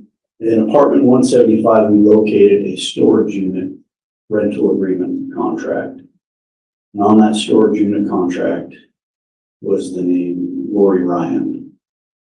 It had listed her as the tenant, and it listed the storage unit number as T52, and it gave an address of self-storage on Airport Road in Rexburg. So with that information, we were able to obtain a search warrant for that storage unit as well. And did you participate in the search of that storage unit? Yes, I did. What did you find there? There were a few bikes, children's bikes. There were boxes of winter clothing, some ice skates. There wasn't a lot in the storage unit. There was a personalized, like a family blanket, a big blanket with family photos that were kind of sewn onto the blanket. Those photos had JJ Vallow, Tylee Ryan, and their sibling Kobe Ryan. There were pictures of Lori Vallow. But other than that, there was nothing else really in the storage unit.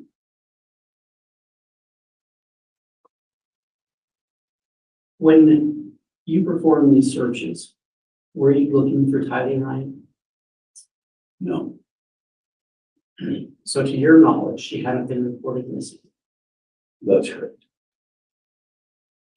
Your Honor, if I could have a brief sidebar. Yes.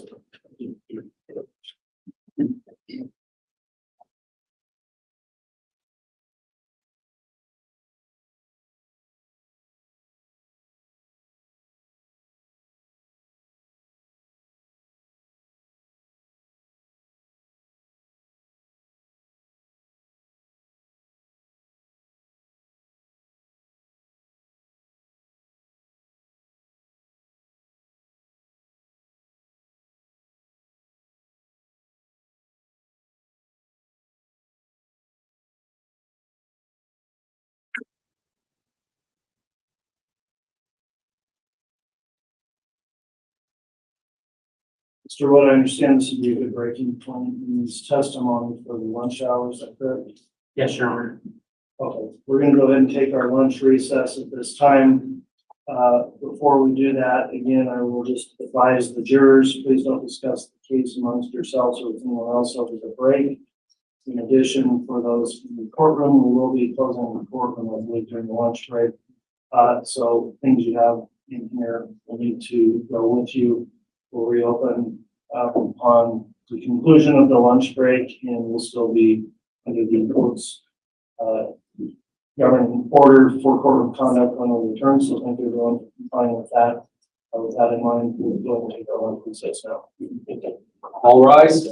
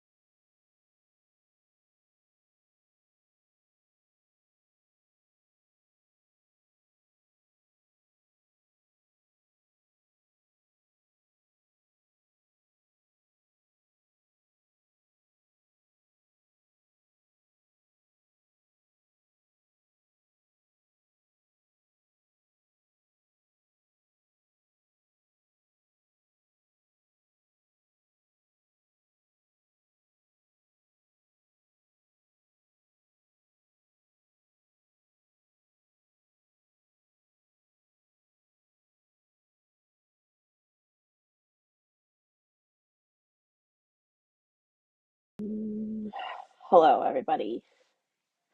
Don't get don't get afraid. Don't get afraid. I'm here. Hello.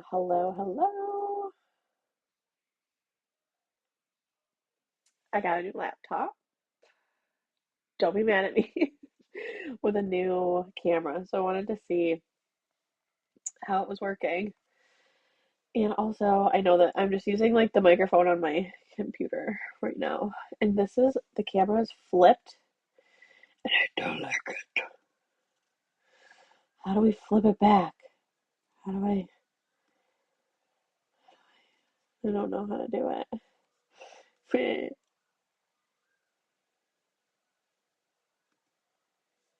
Oh well. Okay. So this has been interesting. It's been an interesting day. And here's the summary of what has happened so far. Chad Daybell is in court. We had opening statements. Now, you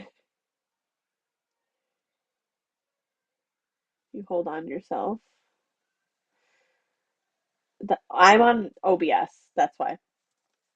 It's okay. It's fine. It's just like weird for me to see my like flipped the way it is. Oh, I told on myself. Did I? I know. I'm on. It's fine. Anyways, so opening statements. Let's just say prosecution, in my opinion, and in lots of people's opinions, bombed the fuck out of that. Okay. Bombed the fuck out of that. I'm seeing my chipped tooth that's usually on the other side and it's fucking freaking me out. Okay. Freaking me out, freaking. Yeah. I gotta get it fucking fixed. Anyways, it was very much like just telling the story of. He started with, and I understood what they were doing. It was like kind of a cute play on like, oh, he was a publisher. He was a book publisher. Oh, I did tell him myself. It's okay. Um, I could see what he was doing, what he was going for, right? We could see that. They were book publishers. Chad was a book publisher, so he was going chapter 1, chapter 2, chapter 3, etc., etc. Right? We got it. Um, it, but when he said it, he was very lackluster. It lost all passion. It wasn't very good. I don't know how to explain it other than that. Um, you know what I'm gonna do? I'm gonna make myself small. That's what I'm gonna do. And it was just not, they had many years to prepare for this, and for some reason, they didn't. They missed the mark on that one. They missed the mark on it. It was because then prior, Chad's attorney and only attorney got up there and he really, really kind of he gave it to him, right? He gave the jury what I expected from the prosecution. And Pryor is he's a charismatic guy. He's loud. He's commanding of a space, of a room. And that's what he did. And so he went up there. He did a good job. Pryor did a good job, and he has been doing a good job. He caught Detective Hermosillo when he talked to him about, when they were showing, because I don't know if I would have caught this, but he did, or the way that he caught it was I wouldn't know if I would have caught the like, oh well, wait, you didn't take these pictures. Why are we looking at these pictures if you didn't take these pictures, right? And you have to remember also that Pryor was a private defense attorney, or is a private. He is not he's not a state defense attorney. So he's gonna be good. He's good. But it's only him. against these 4 prosecutors. And Lindsay Blake is really good. Rob Wood is really good. I'm surprised that it was so stale. I'm surprised that it was the way that it is. But Detective Armicio, and I just wanted to like give a little bit of background on him really quick for you guys. He is part of the Rexburg Police Department. Now, how he got involved was because there's Brandon Bordeaux. Brandon Bordeaux is married or was married to Melanice. Okay, so Lori's niece, Melanie. And Alex Cox, after Charles was unalived, okay, and after Tylee was unalived already, he took the Jeep that Chad is not wealthy. No.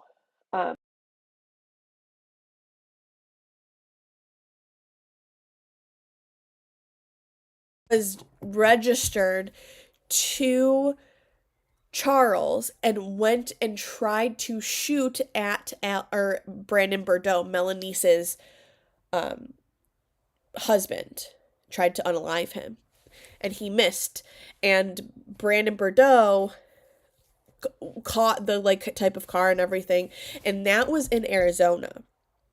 Okay, so Brandon Bordeaux caught on to this whole thing. Melanice went to Rexburg with them, okay, with Alex and Lori. So Brandon Bordeaux, like, he was kind of the one that like started to catch on to like this weird shit that's going on. And so he reported it to the police. He called the police, reported it to the police. And he told them where Lori and Alex and everybody was, because he suspected it was Alex that did it, right? And so that's why this detective that's on the stand right now, he is involved at all, is because Brandon Bordeaux told the police, hey, my ex-wife is with her aunt, and Alex Cox is crazy, and he tried to kill me, right? He tried to kill me. And that's how this happened. And so then they contacted the Rexburg police, and they went to go look for that Jeep. That was November 1st. They ended up locating the Jeep on the 4th, and that's what he was talking about when they went through it and all of that, right? Okay. They never went for the children. Simultaneously, as this is happening, Kay Woodcock is getting suspicious, okay, that, or well, I guess not simultaneously, the suspicion came after this happened, in, like, later in November, like, that Kay Woodcock was suspicious because she hadn't spoken to JJ. Now, Kay Woodcock is JJ's grandmother, his biological grandmother, and was Charles's sister, okay? And she used to talk to JJ all the time. And that's where when you heard the detective talking about how he walked up to the vehicle and Chad, or I don't even know if they were in a vehicle. I feel like they were in a vehicle at the point when he asked about the phone numbers. But first he knocked on Chad's door. I'm sorry, Alex's door, and we're going to go through all of this later, guys. I'm just trying to, like, so that you guys know when we get back on the stand with Detective Hermosillo, who he is. They checked to Chad and Alex. Alex gave them Lori's address. She didn't answer. They saw Chad driving by in the car on their way out, and they were asking Chad about Lori, because they were looking for Lori, because they were looking for Tylee and JJ, right? Or JJ, really. Because Kay had not spoken to JJ, so Kay called the police department to do a welfare check, and that's when Alex said, oh, JJ's with his grandmother, and Detective Hermosillo was like, not likely, because his grandmother is the one that called us. Like she's the one that called us, so we know that's so. Then this is where they then go back to the residence, and this is what they were just talking about. They go back to Lori's apartment, and Lori is there, and Lori then tells the detectives that JJ is with Melanie Gibb. And so they ask for Melanie Gibb's number. Melanie Gibb doesn't answer. Lori tells them, oh, they went to a movie. That's probably why they're not answering, et cetera, et cetera. And so what we're going to hear after this, I suspect after the break, is how they actually, Detective Hermosillo will probably talk about his interaction with Melanie Gibb, and then Melanie Gibb will probably be next in the witnesses. I don't know if we'll get to Melanie Gibb today, but that's where this is going. So they are starting. Unfortunately, they have to start where they're starting because they can't start from like Charles's death, right? Because if you start from Charles's death, this all sounds way more fucking crazy than it does right now, if that makes sense. But they can't because Lori's about to stand trial actually this summer for Charles Vallow. So it's all very, it's all very crazy. Eventually Melanie Gibb starts to realize what's happening and does end up working with the police. But it's a wild one, guys. It's a wild ride. So this is all what's happening right now.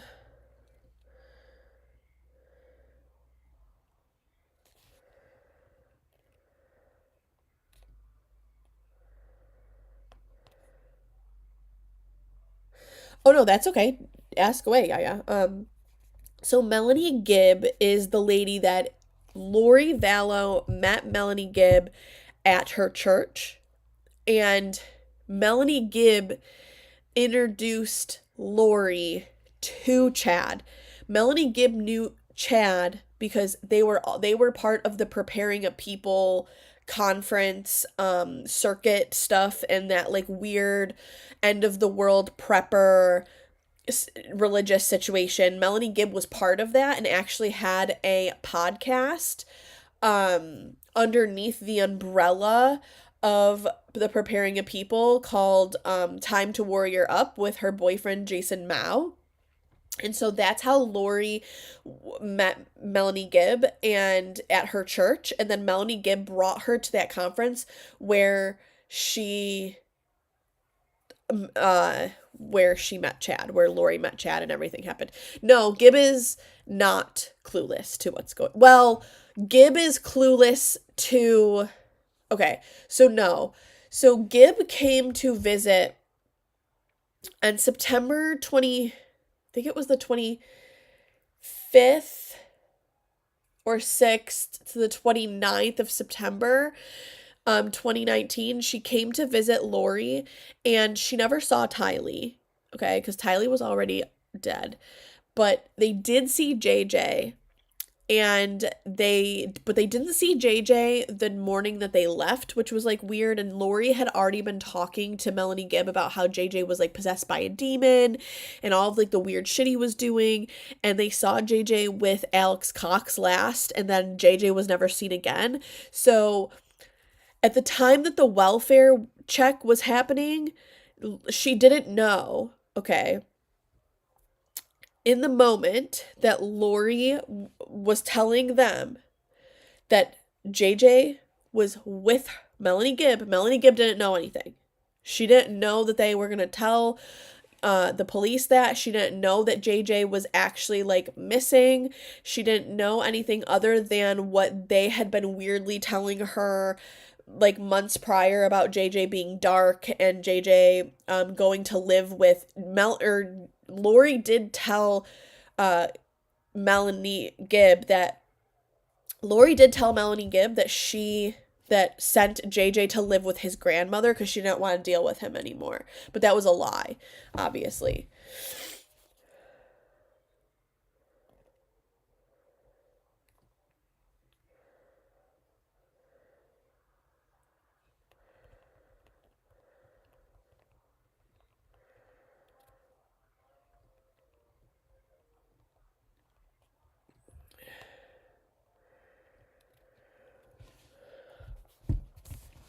this is it's a very complicated case. Sorry guys, my husband talking to me about like his fucking work changed our insurance for the baby, and it's like all getting all fucking crazy right now. I'm trying not to worry about it, but it's like they went to Aetna and all stuff, so my husband's like telling me about, I don't know.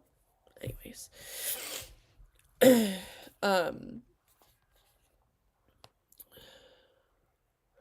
Yeah, so Melanie Gibb didn't know. So when the police started calling her, I know, and it's such a huge web, you guys. So when the police started calling Melanie Gibb didn't answer. But Melanie Gibb, she was smart, okay? So what Melanie Gibb did do was she called Lori and Chad, and she recorded that shit. Okay, she started recording that shit. And she recorded that whole phone call. And we can watch that whole phone call if you guys want. Like, I have it on my page somewhere. Let me see. I have so many videos on my page about this, y'all. Let's see. Here, I have it on my page. It's called Melanie's Phone Call to Chad Daybell and Lori Vallow after welfare check on JJ Vallow. Oh, sorry guys. Hold on.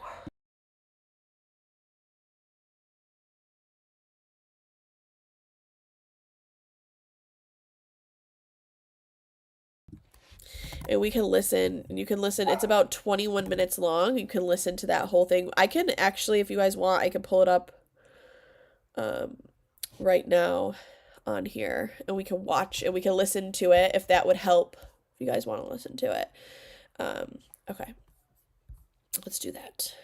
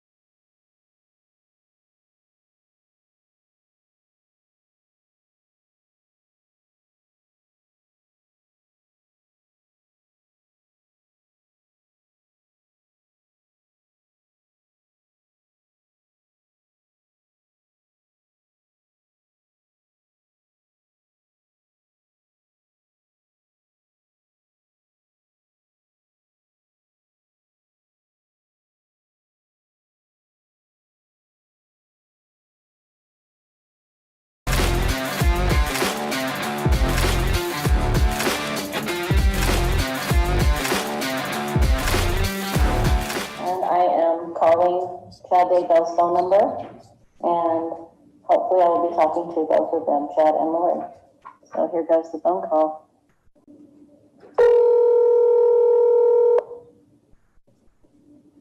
Hello, sweet Melanie. Hi, Chad. Hey, Lori. Hi. Hey, let me put on speaker. Oh, okay. All right. We're in our phone. How are you guys? Okay, how are you doing, babe? I'm doing pretty good, thanks. I was wondering, where are you guys? We're just hanging out. Hanging out? Are you in Idaho? We're in Idaho. Oh, okay. I just wanted to ask you a question, if you don't mind, Larry. Yeah, I want to know, you remember we talked about JJ going to Kay's house, and you told me they went there, and now he's not there? I was wondering what happened. Well, I had to move him somewhere else because of her actions. So, Was she doing something? Like, was she trying to come get him or something? Or, like, trying to kidnap him?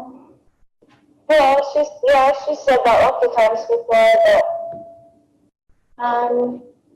Okay, well, you know, when I asked Chad the other day, I was like, hey, you know, where is JJ? And he said, for my security, he didn't want me to know. So is there a reason I should be in danger to know where he is? no, it's nobody, it's his danger. It's the danger that there's people after me. Okay. So, if you knew, that puts you in a danger. well, just in a bad position. Yeah, bad position. Everybody, if they don't know anything, then they don't have to say they know. Right, so you're just worried, okay. I'm just to keep him protected and keep you protected. and keep everybody else good. I appreciate that. Well, I was wondering why you told the police why he was with me.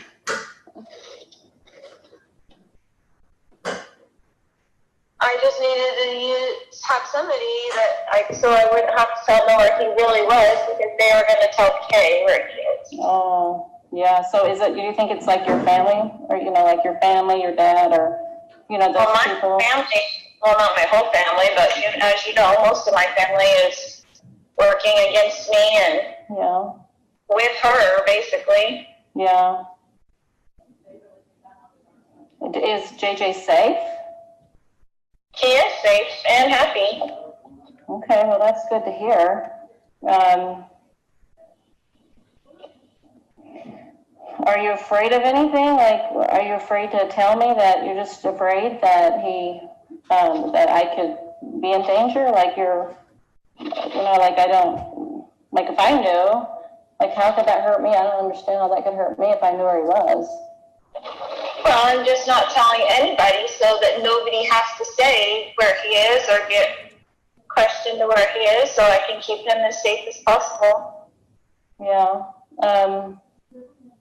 Okay, I hope that he's okay. I hope you guys are okay. I did have a question that I asked Al at one point, your brother, if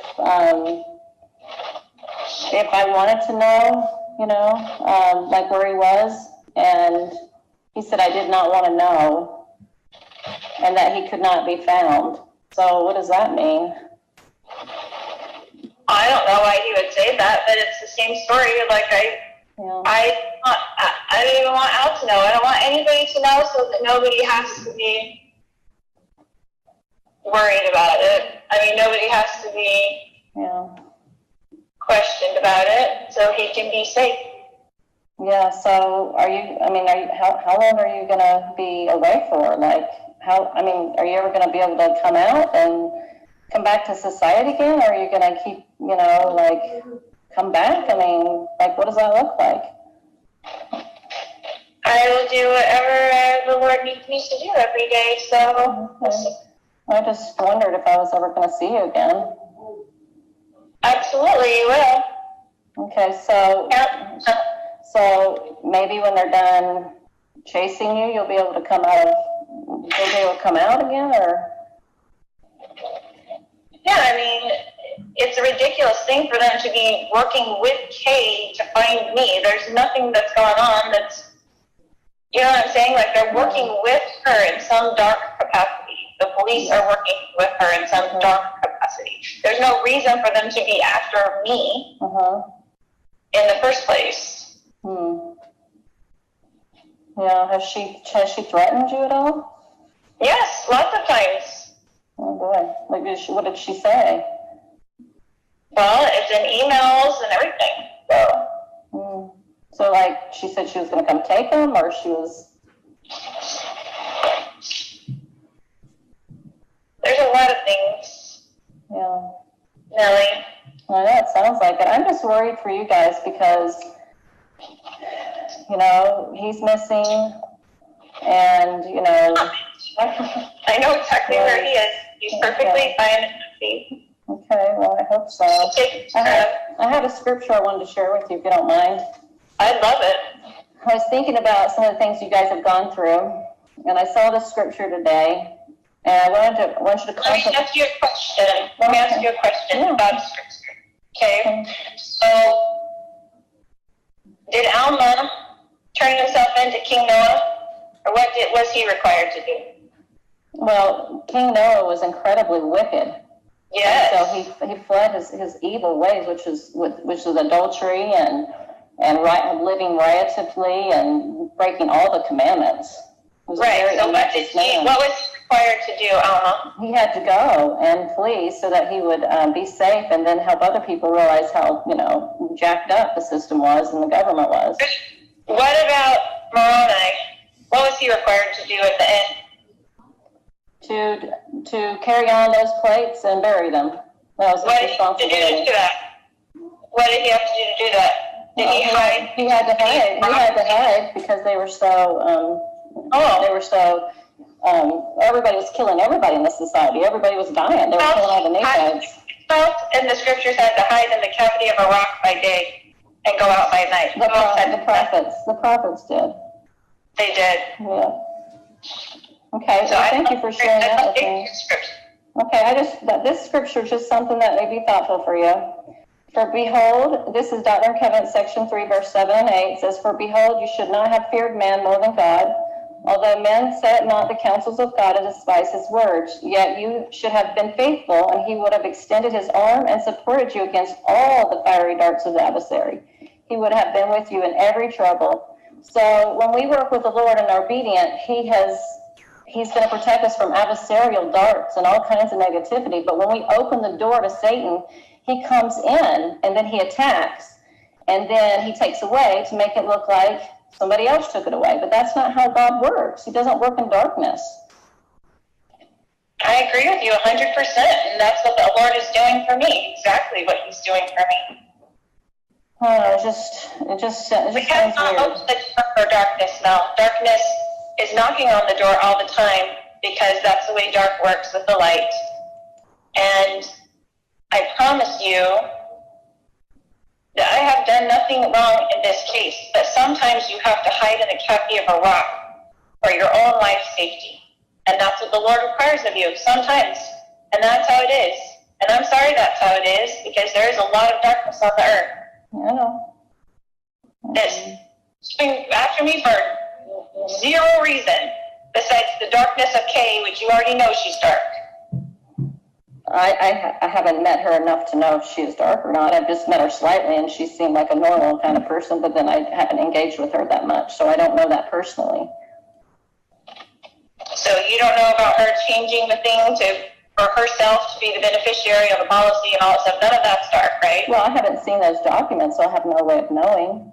You've seen them on my computer. No, I have not. I haven't even looked in on your computer before. You haven't showed me anything. I don't know why you're being controversial to me or if you're recording this conversation for the police or whatever. I don't know what your intention is on this phone call. Well, but I love you with all my heart, and I have forever, and I will always love you. I appreciate those words, but if you really love me, you wouldn't have told the police that I had JJ with me. That's not what a friend does. I mean, that just makes me look weird, and it's not safe for me. That doesn't look good. I mean, you had to think of my welfare if you love me. I do, and I did exactly what I felt the Lord was instructing me to do. And I appreciate you, and I love you. And I've never do anything to harm you, and you can have all of this confirmed to you by the Lord. I have. And my conscience is clear. I feel very understanding what's really going on, Lori. And I believe that you have been very deceived by Satan. I believe that he has tricked you. And I don't believe that what you're doing is correct. I mean, Tammy dies, and then your husband died, and then he's missing. It just doesn't sound like God's plan to me. It gives me a gut feeling, like in my gut, it feels weird. It doesn't feel right. I don't have peace about it. I never have felt 100% peace about it. I always felt like a little weird in my stomach about all these things. You know me, Mel. You know me. This does not sound like you. This sounds like you've been influenced by somebody dark who wants you to believe dark things and have fear of the celestial world. I don't have fear. You obviously do. No, I have a peace of conscience, and I can see clearly. Well, I'm sorry that you feel that way. I love you so much. I know you do.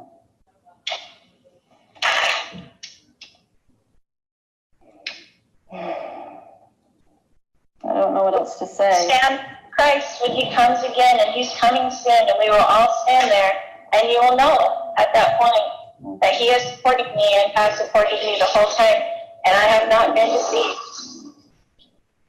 I just want to testify that I know Tammy and the conspiracy theories. My sister-in-law's right behind it all, and I hope that you're not being influenced by that dark team. I don't know who she is. I'm sorry, you said your sister-in-law? I don't even know her. Oh, I know, but she's coming up with the same type of theories. And it's just not true. My own children were there. They testified that Tammy had been getting weaker and sick, and I begged her to go to the doctor. Her heart was failing her. She was physically falling apart, and she hates doctors, and she just passed away. That's how it happened. My son Garth was right there with me the whole time. My kids were at the house within 20 minutes of her passing. There were 2 coroners. They checked her out right there on the bed. All these conspiracy theories just make me sick to my stomach.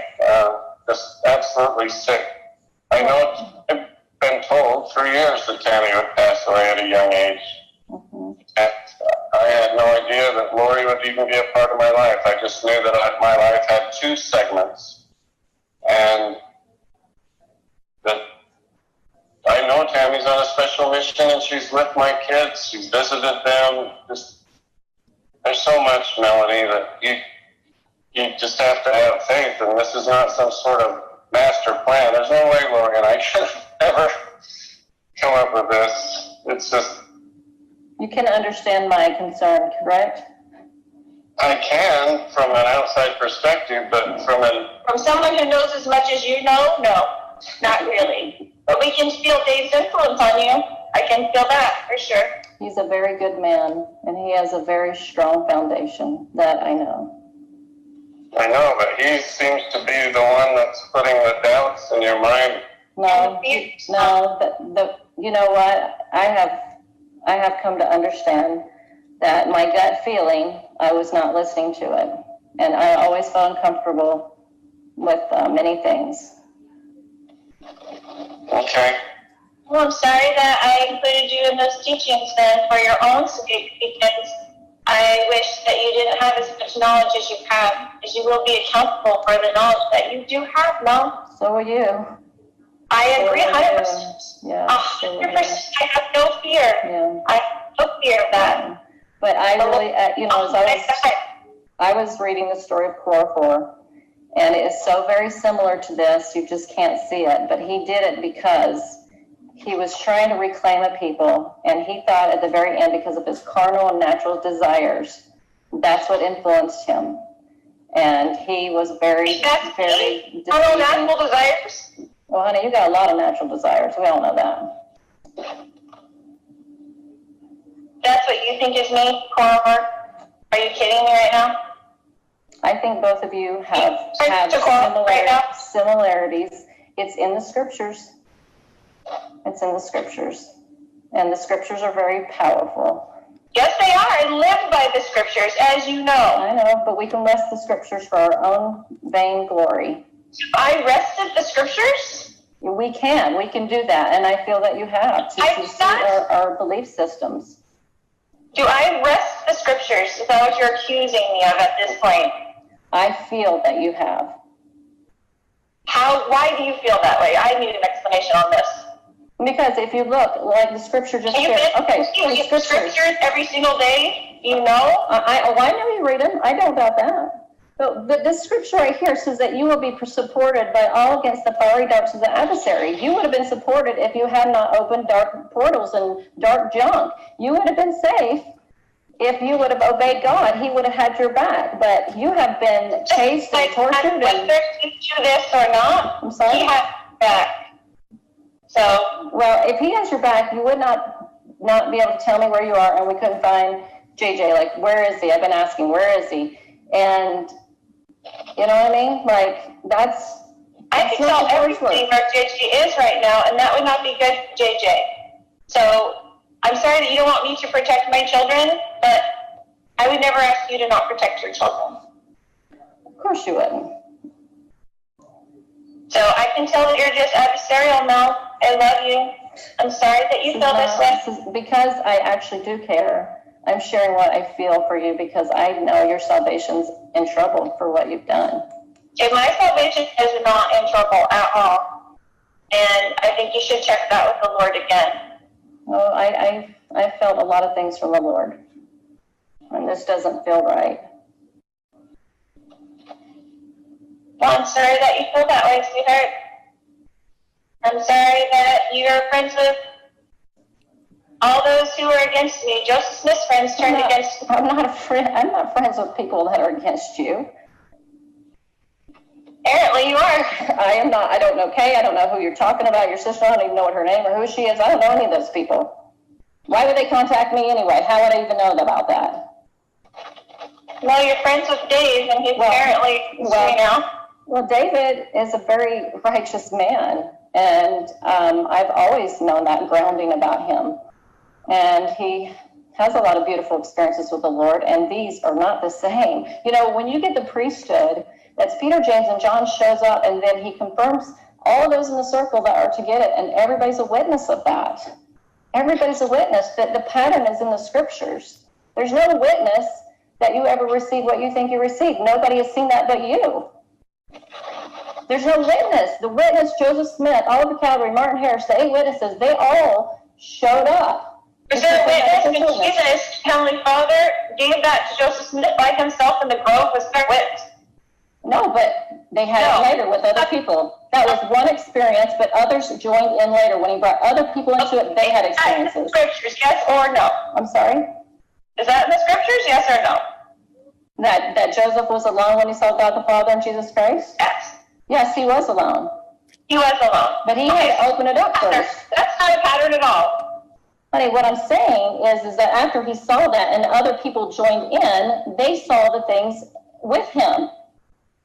He wasn't alone. There was a witness for them. There was no witness. Anybody's never seen what you've seen or experienced what you've seen. That is your own witness, but nobody said that. No, God knows it, and I will never deny it.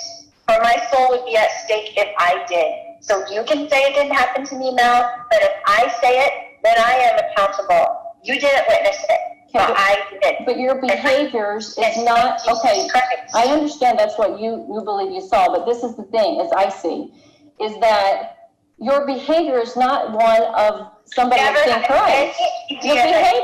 Your behavior. What? Never had any idea that you would be the person of all people to turn me. I cannot believe I am asking questions, and I am concerned for you. That is what somebody does when they care. You don't sound like you're concerned. You sound like you're accusatory. You do not sound concerned. You sound pissed off. I'm not. I am troubled. Maybe that's the better word. Troubled. Because these things, like you being with Chad before he's even divorced, is unusual behavior for a person that's seen Jesus Christ. I was never with him, and he was never divorced. Honey, I've seen you guys together. So I haven't ever seen you with, I've never seen you with Chad kiss him and walk around the track at BYU with him. I never saw that. You saying you're the one that's just feeling guilty about being with someone before they were divorced. Oh, honey. I think that's not what we're talking about here. Well, it's not what we're talking about here. That's what I'm saying. You are going off the deep end. Well, I'm just saying this is not a behavior of someone that sees Jesus Christ. It's not the behavior. Really? Have you ever seen Jesus Christ? So do you know what the future behavior would be if you had seen Jesus Christ? I know that when I prayed. Lord asks me to do every day, and he does protect me, and he is protecting me, and he will protect me against this accusation as well. And we will both stand there with him. And you tell me if I was lying or not, but we're both standing there with Jesus Christ. Okay.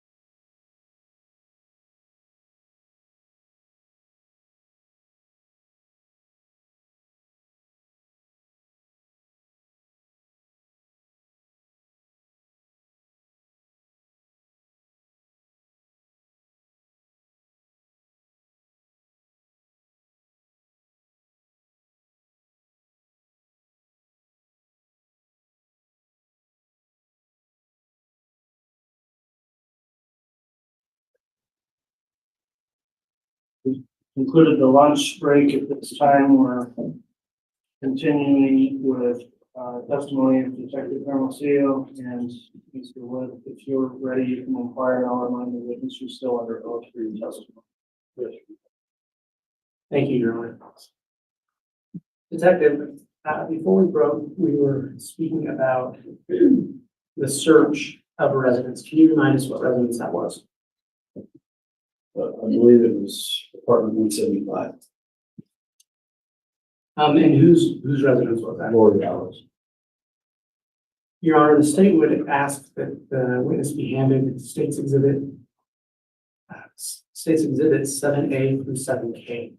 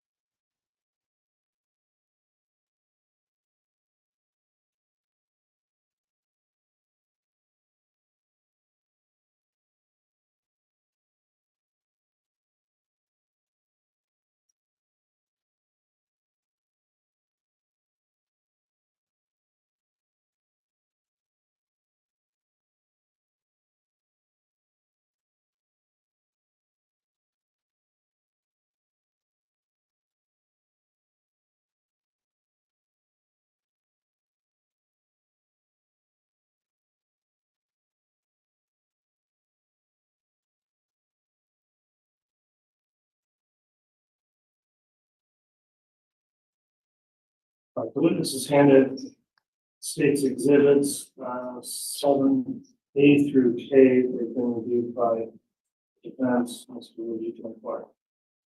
Detective, do you recognize State's Exhibits 7A through K? Go ahead and take a minute and review them.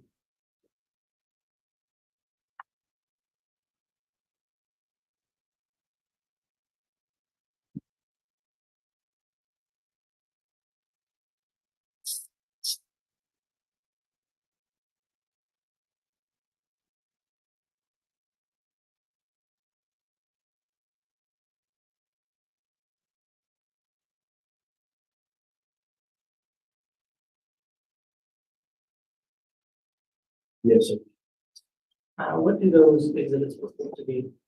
They are photographs that were taken of Lori Ballows' residence in the morning of November 27th. And were you present? You testified earlier you were present at the search of that apartment on that date, correct? That's right. Did you walk through every room in that apartment? Yes, I did.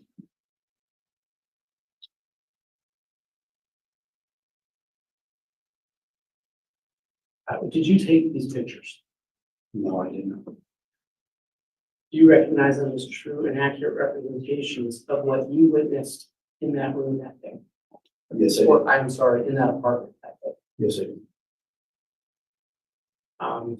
Your Honor, the state, the room for admission, State's Exhibits 7A through K. The injection from the defense. Why do you urinate at the church? Yes, and use your microphone, please, Mr. Clark. May I, Judge? Yes. Officer, what time were these pictures taken? I don't know the exact time, roughly between 10 and noon, I would guess. Are you guessing or do you know? I don't know exactly what time, sir. Okay, who took the pictures? I don't know who took the pictures, sir. What day did they take the pictures? I believe I testified November 27th, 2019. Well, if you weren't there, how do you know if you don't know who took it or who? Objection is a stay in the testimony. And I'll allow it, you can continue for that. I never once said I wasn't there. I was there the entire time on That's not what my question was. Question was, you weren't there when the pictures were taken, were I wasn't there when they were taking them. you? You don't know the condition of the home when the pictures were taken, is that correct? I was there when the pictures were taken, not standing next to the photographer. So you were there when the pictures were taken, That's correct. but yet you don't even know who the photographer was who took the pictures. Is that what you're telling me? That's correct. Is there a reason why you wouldn't know a photographer who's taking pictures for a police investigation that you're in charge of? I wasn't standing next to the photographer. I was inside the residence when the photos were being taken. At the same time they were being taken, I wasn't standing next to him. Okay, but the question I asked is why is it that you don't know the name of the photographer when this scene was closed off for an investigation pursuant to a search warrant, and you can't tell me who the name of the photographer was who took these pictures? There were a lot of people that were part of that search warrant. I can't tell you exactly who took the photographs. Well, that's what my concern is. Prior, and we're getting speaking objections now. If there's a continuing objection, state the grounds. Well, there were a number of people that were in and out of that apartment, is that right? In and out of that apartment? No, sir. In that apartment, yes. How many people were in the apartment at the same time? Roughly 10. And you would know all of the names of the people that were in the apartment, right? Correct. Yet you don't know the name of the photographer who took the pictures. Is that what you're telling me? That's what I'm telling you, yes, sir. Judge, I'm gonna object. Your Honor, I'm gonna lay some more foundation. All right, you can lay additional foundation, and I'll also note it is a group of photographs, so if you have to work through them individually, we will. I'll note just an objection on 7H K, and Mr. Wood, you can seek additional foundation related before I rule on the objection. Detective, you testified you were present that day, That's correct. and you recognize these images as true and accurate representations of what you saw in that apartment. That's correct. And is it a true and accurate representation of the condition you found the apartment in? Yes, sir.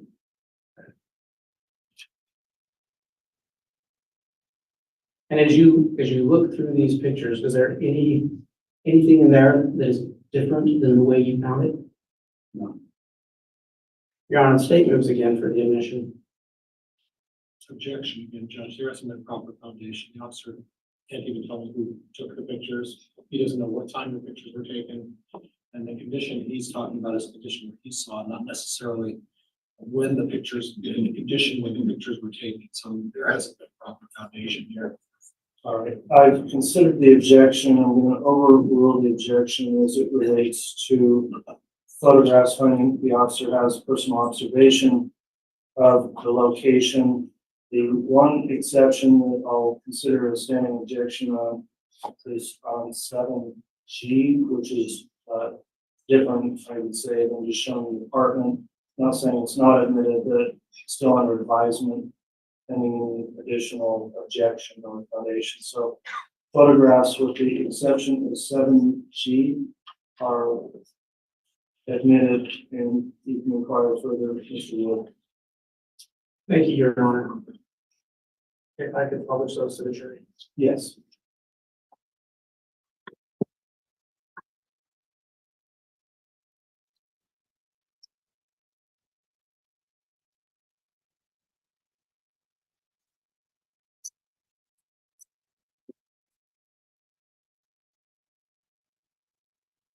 Detective, can you tell me what you observed in State's Exhibit 7A? That's the front door of apartment 175, front porch area. And is this the apartment that you searched while you were for JK? Yes.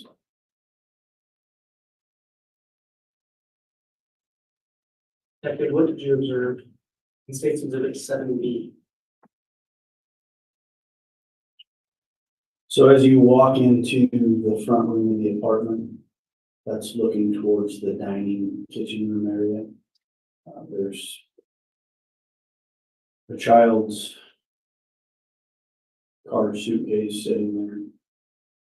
Like I testified earlier, it looked like it was lived in. There's still cups, things on the counter, paper towels, everything looked normal.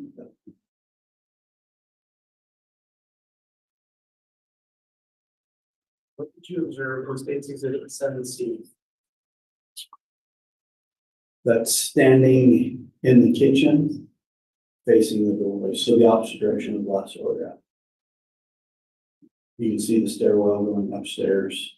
There's still pictures on the wall, TV, papers on the counter. Everything looked normal at that point as well.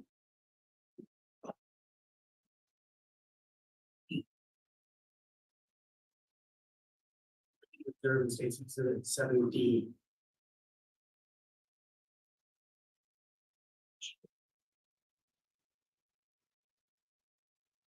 So when I testified about the crawl space under the stairs, and the 72-hour kits, those are a few of the 72-hour kits, along with the Star Wars suitcase that we had located. When you, Your Honor, does the court have a pointer? Yeah, I don't know, let's have the bailiff from the, no, we do not, so.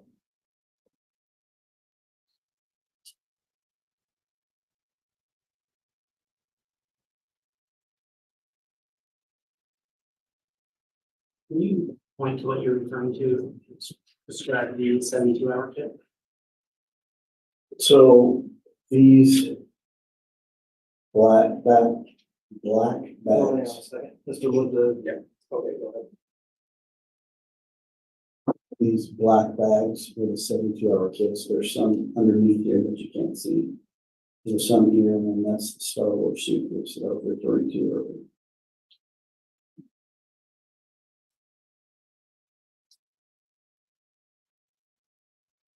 Detective, what did you observe in State's Exhibit 7E? That's the top of the stairwell, looking down towards the bottom of the stairwell. This part right here goes into the front room, and the front door is right here.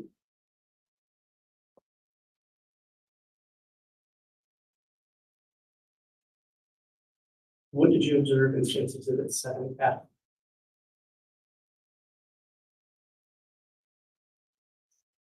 This is the master bedroom. So when you come up the stairwell, immediately to your left is this entrance here.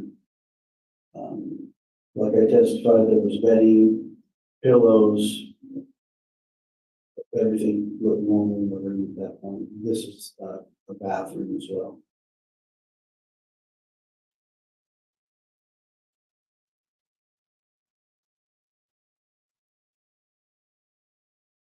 Detective, what did you observe in State's Exhibit 7H?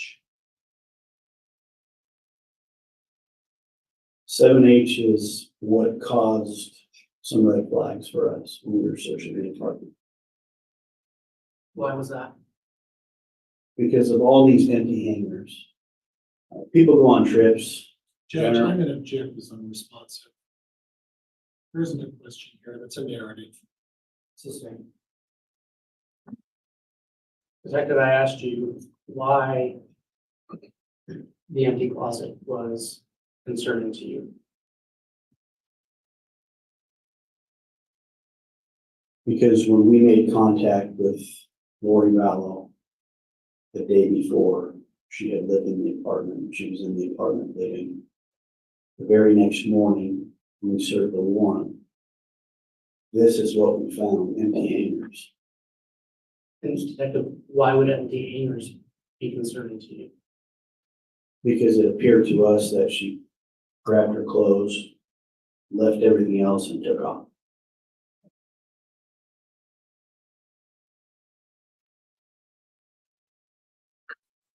What did you observe in State's Exhibit 7I? This was a bedroom. If you walk down the hall towards the west, This is the bedroom on the right hand side. This is the bedroom we found some of Alex Cox's belongings in. So this is the bedroom to the right. And what belongings of his did you find there? There was a plastic tub with some of his belongings in, some hygiene things that had his name on them, things like that.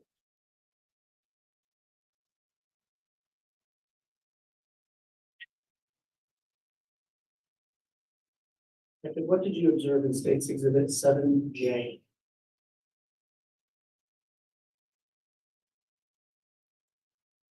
This is the same bedroom.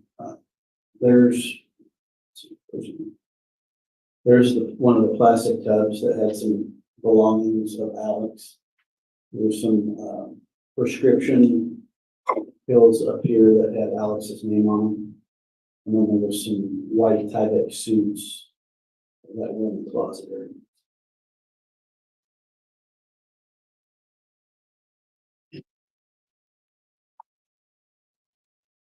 What did you observe in State's Exhibit 7K?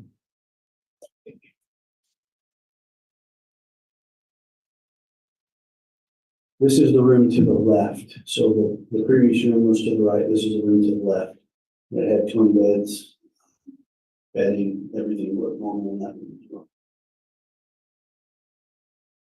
Your Honor, I'm going to ask that the witness be handed State's Exhibit 7G again for further foundation. Very well.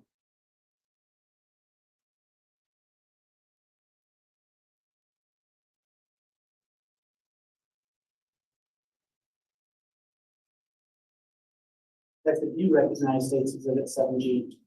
Yes, I do. What does it purport to be?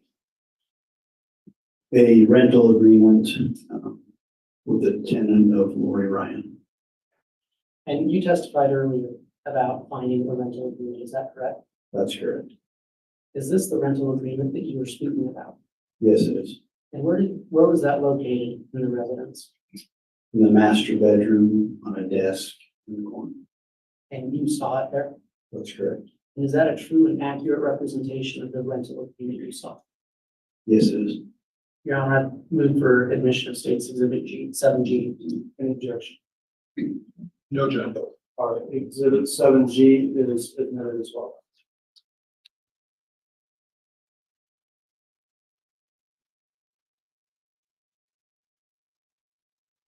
May I publish? Yes. Second, is this the rental agreement we were just speaking of? Yes, it is. And you testified earlier about searching the storage unit, correct? Correct. Was this the rental agreement that led you to that storage unit? Yes. Thank you.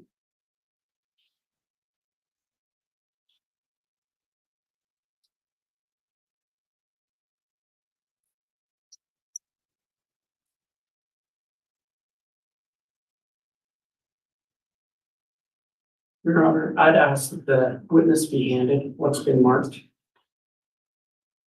as State's Exhibit 8A through 8Q.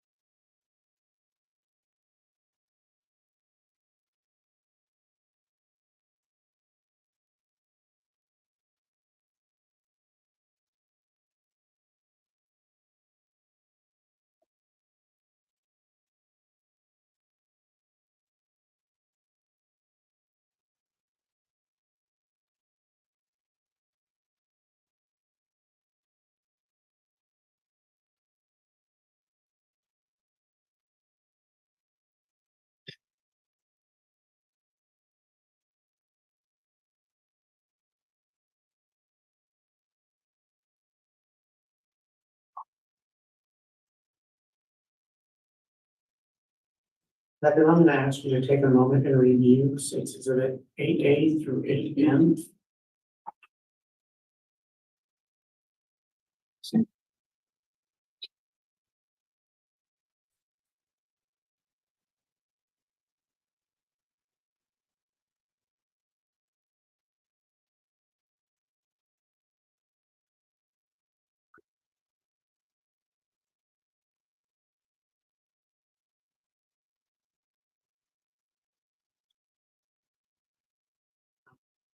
And what day were these photographs taken? November 27th, 2019. And was this a part of the search that you testified to earlier? Yes, And you were present in the garage? that's correct. Were these items laid out in this manner when you got to the garage? No, Were they taken out to be photographed? yes, And did you observe that taking place? I did. Right. And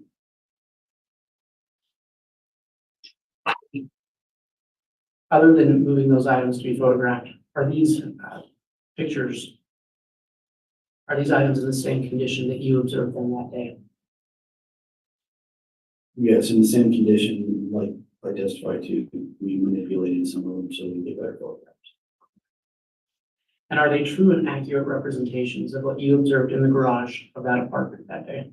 Yes, Your Honor, the state would move for admission of State's Exhibit 8A through 8M. Or, you know. I'm sorry. I should have said 8L.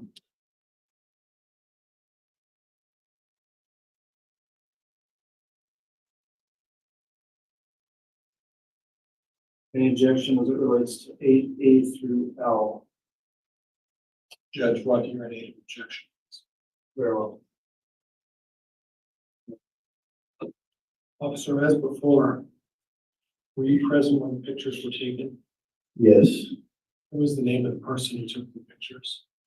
Detective Daybell.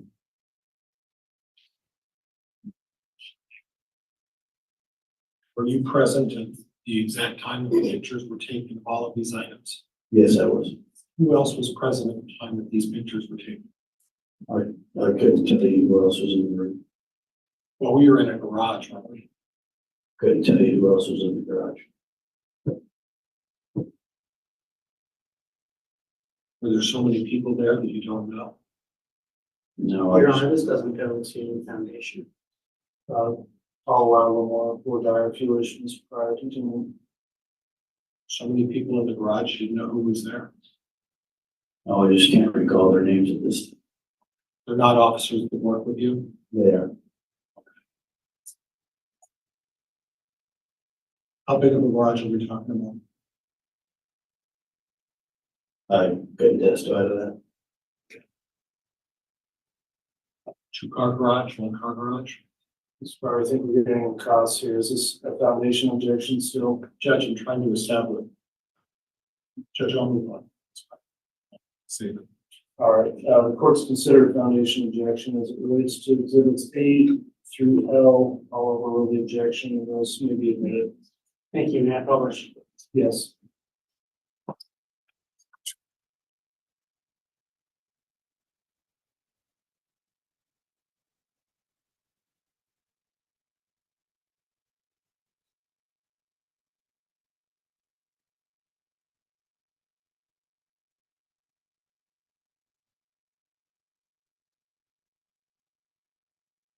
Detective,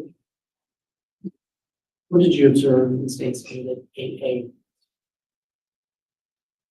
So when I testified earlier about various magazines, weapons, there were knives, this is where we found those items.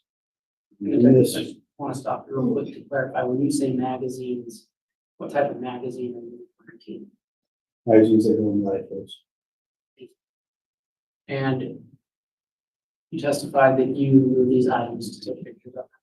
Correct. And what did you observe in State's Exhibit 8A?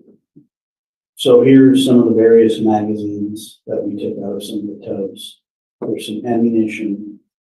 There's a few suppressors that screw on to the end of a gun to muffle the sound. There's a ghillie suit. Different items in this photo. Different spots.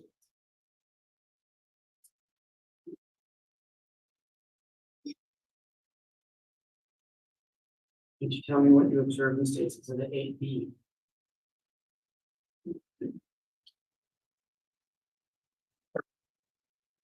So these were items that were located in black plastic bags, which are right here that I'm pointing to. So we simply took those items out of these plastic bags and laid them out so we get photographs of them.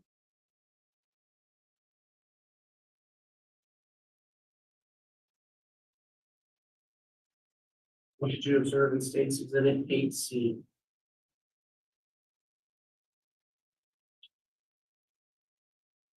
These are various caliber ammunition in plastic bags that were located in plastic tubs. When you say ammunition, those are for bullets, correct? Correct.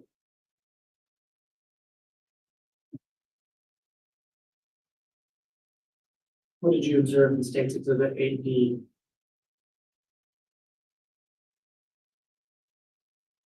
This was one of the rifles that we had located in the garage in apartment 175. It's got duct tape here. What you can't see up top. Judge, unresponsive. I'm gonna move the picture so you can see the top. What did you observe at the top of States Exhibit 8D? Like I was testifying to, at the top of this rifle, it's threaded for a suppressor to muffle the sound of a gunshot.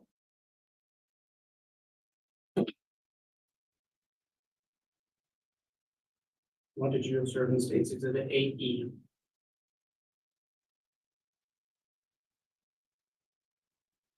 This rifle here is the exact same rifle from the previous picture. There's also another rifle that was in the bag, and that's this one here. This photograph was taken at the police department once we got the items back.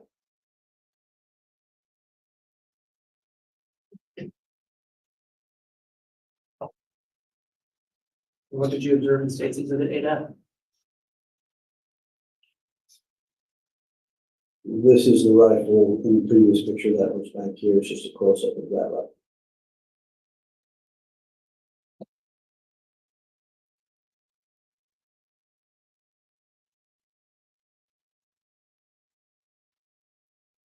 What did you observe in States Exhibit 8G?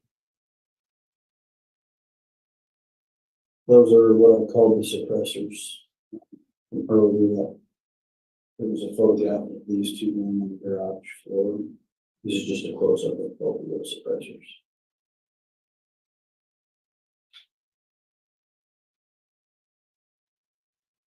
What did you observe in States Exhibit 8H? These are knives that were found amongst the ammunition in the rifles and tubs.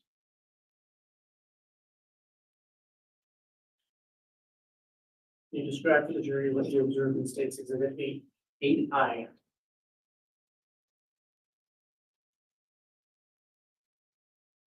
Okay.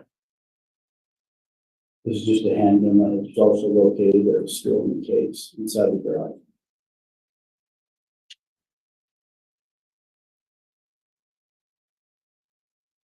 Did you observe in States Exhibit 8J?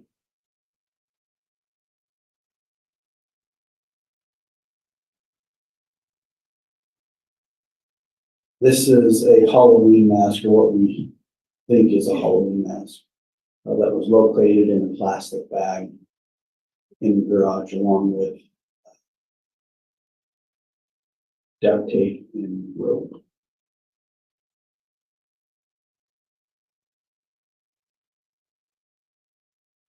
You described to the jury what you observed in States Exhibit 8K. Once we remove the Halloween mask, this is the duct tape and the rope I was referring to in a Walmart bag.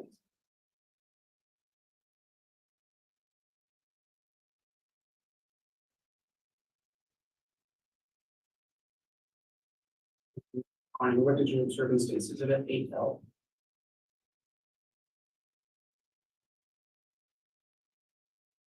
That is a passport that's located in belongings in that garage belonging to Alex Cox.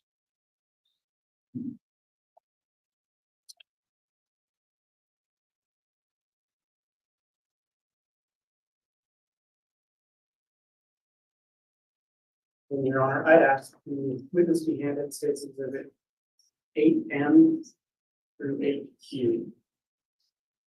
Very well.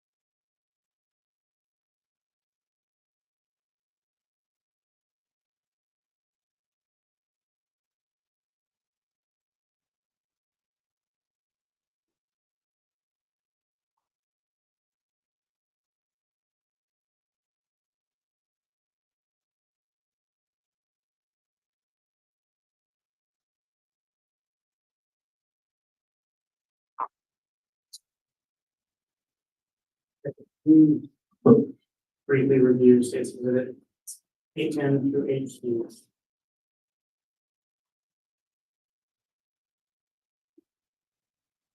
Okay. Do you recognize those exhibits? Yes, I do. What do they purport to be? These are items also located in the garage 175. What we go through each. Not yet. Did you observe these items with your own eyes? Yes, I did. And you saw these on November 27th during your search of apartment 175? Correct. I believe you testified they were also in the garage. That's correct. Are these true and accurate representations of what you observed that day? Yes. Your Honor, I move for the admission of States Exhibit 8M through 8Q. Any objection? Yes, to under your native objection, Judge. Go ahead. Officer, you previously testified that I don't want to put words in your mouth, that you staged certain items. Is that a fair assessment? Correct. And some of the items that you staged, when I mean staged, you remove those from packages or boxes, and you laid them out to take pictures. Is that correct? That's correct. Did you take pictures of all the items in the garage, or are these just selected pictures that you've decided to show today? We took photographs of the items in the garage, anything that we thought was evidentiary value. We took photographs. Okay, so the question is, the answer is then that you did not take pictures of everything that was in the garage. Is that fair? No objection, Your Honor. This is cross, doesn't put a foundation of these items. I do sustain that. We need to be on a narrow issue of foundation for admission or not, and we need to be allowed to cross later, of course. Yeah, no questions about that. So the question is that when I hear previously that you took items out of a package and you took pictures of select items, did you take all of these items out of some sort of packaging and take select pictures of these as well? Yes, we took these out of tubs that were in the garage and took photos. So when you were there and present going through the garage, and we don't know how big this garage is because you don't know. You couldn't see these in plain sight when you went through them, correct? That's correct. So you don't know what was in the garage and what wasn't. These were staged by someone else who took pictures, is that correct? We took these out of tubs and took photographs of them. Who took them out of the tubs? I couldn't tell you what officer took them out of the tubs. When did they take them out of the tubs? Are you asking for a time, sir? I'm asking for a time, yeah. Roughly 10 to 12, I would say. In the afternoon, in the morning, when? 10 o'clock in the morning till 12 noon. And you were present when they were taking these out of the tubs? That's correct. And who took these pictures of us? Detective Hope. Judge, I have nothing else. Thank you. All right, I'll rule an objection on foundation relating to exhibits 8M through Q, and those will be made. Thank you. May I have a question? You know,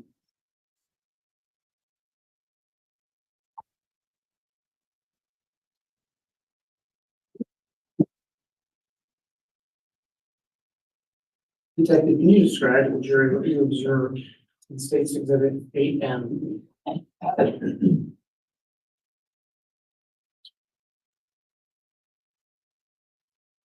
That is what appears to be an email printed item that was located in the garage of 175. There's some handwritten scribbles on it, some names, numbers associated with those names. And at the time that you found those documents, did you understand what that meant? No,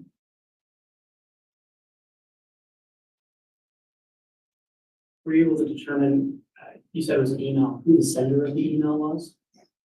yes, Who was it? Daybell. Were you able to determine who the recipient of the email was? I don't recall the recipient. Just No. who sent it. Oh, I apologize, I didn't get that down.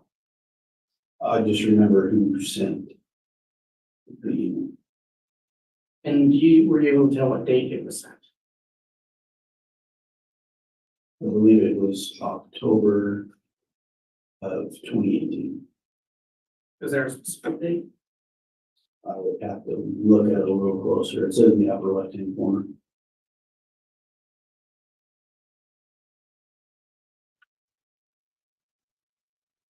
Second, I'm going to have look at State's Exhibit 8M, if you can describe what you observed there for the jury. It's the same photograph from the last slide. And State's Exhibit 8O. Presume, oh, sorry. That's also more of the same email papers from the last slide. In fact, if I were to have State's Exhibit 8M attached, would you be able to tell the date of the email? Yes.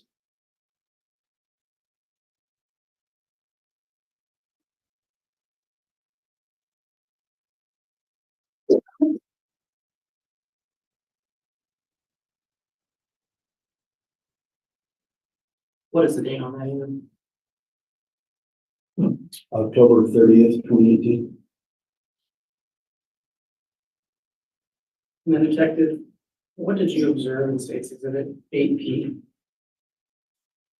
Those were also in the tub books written by Chad Daybell. And then lastly, what did you observe in State's Exhibit 8Q? That was a cell phone that was also found in the tub in the garage. Were you able to look and get that cell phone at any time? As far as forensically, Yes. I wouldn't be able to tell you unless I looked at the report.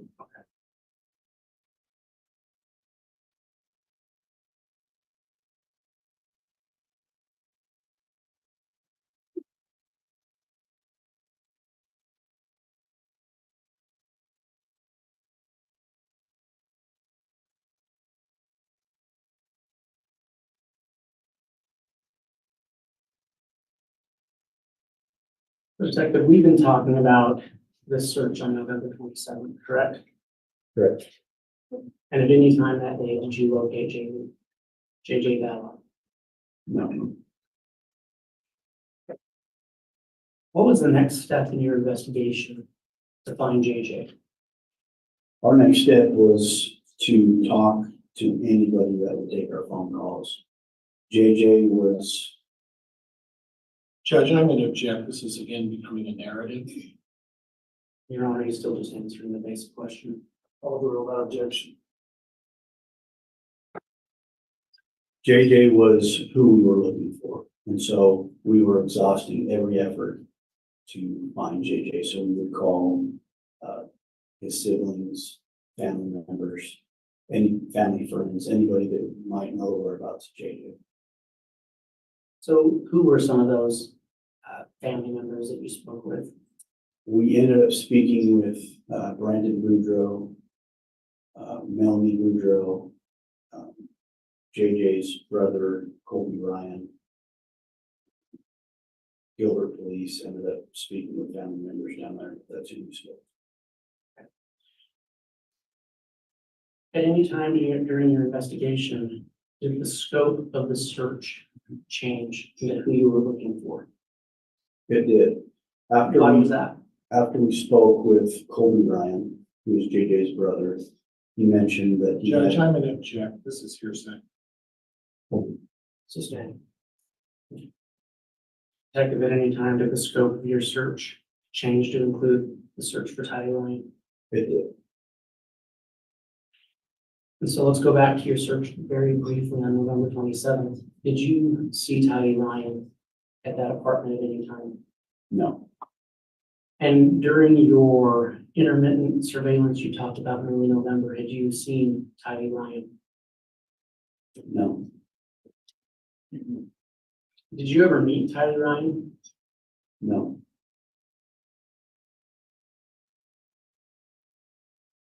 Did you become familiar with who she was through your investigation? yes, we did. How did you do that? After speaking with Colby, our search encompassed JJ and Tylee. Your Honor, I'm going to ask the witness be handed states Exhibit 5.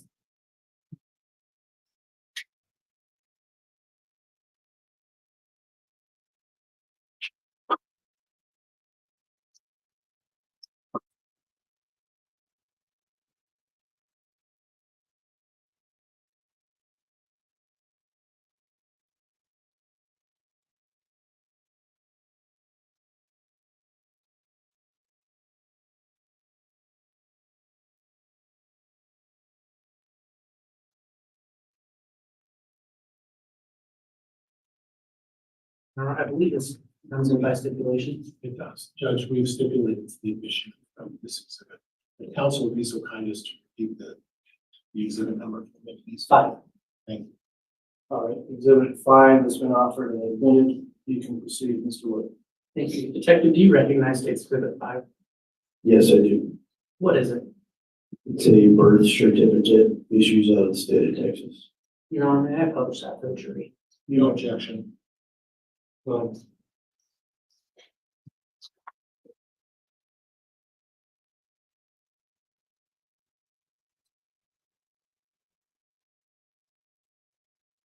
Detective, were you able to read that on the screen? Yes, You could point out with your pointer the name of the individual or who that birth certificate applies. the name is Tylee Ashley Ryan. And what was the date of her birth? September 24th, 2002, And where was she? Travis County, Texas. And just for purposes of the record, can you state who her father was? Joseph Anthony Ryan Jr., And who was her mother? Lori Noreen Cox. Through your investigation, have you learned of Lori Vallow's maiden name? Yes, What was it? Cox. Okay.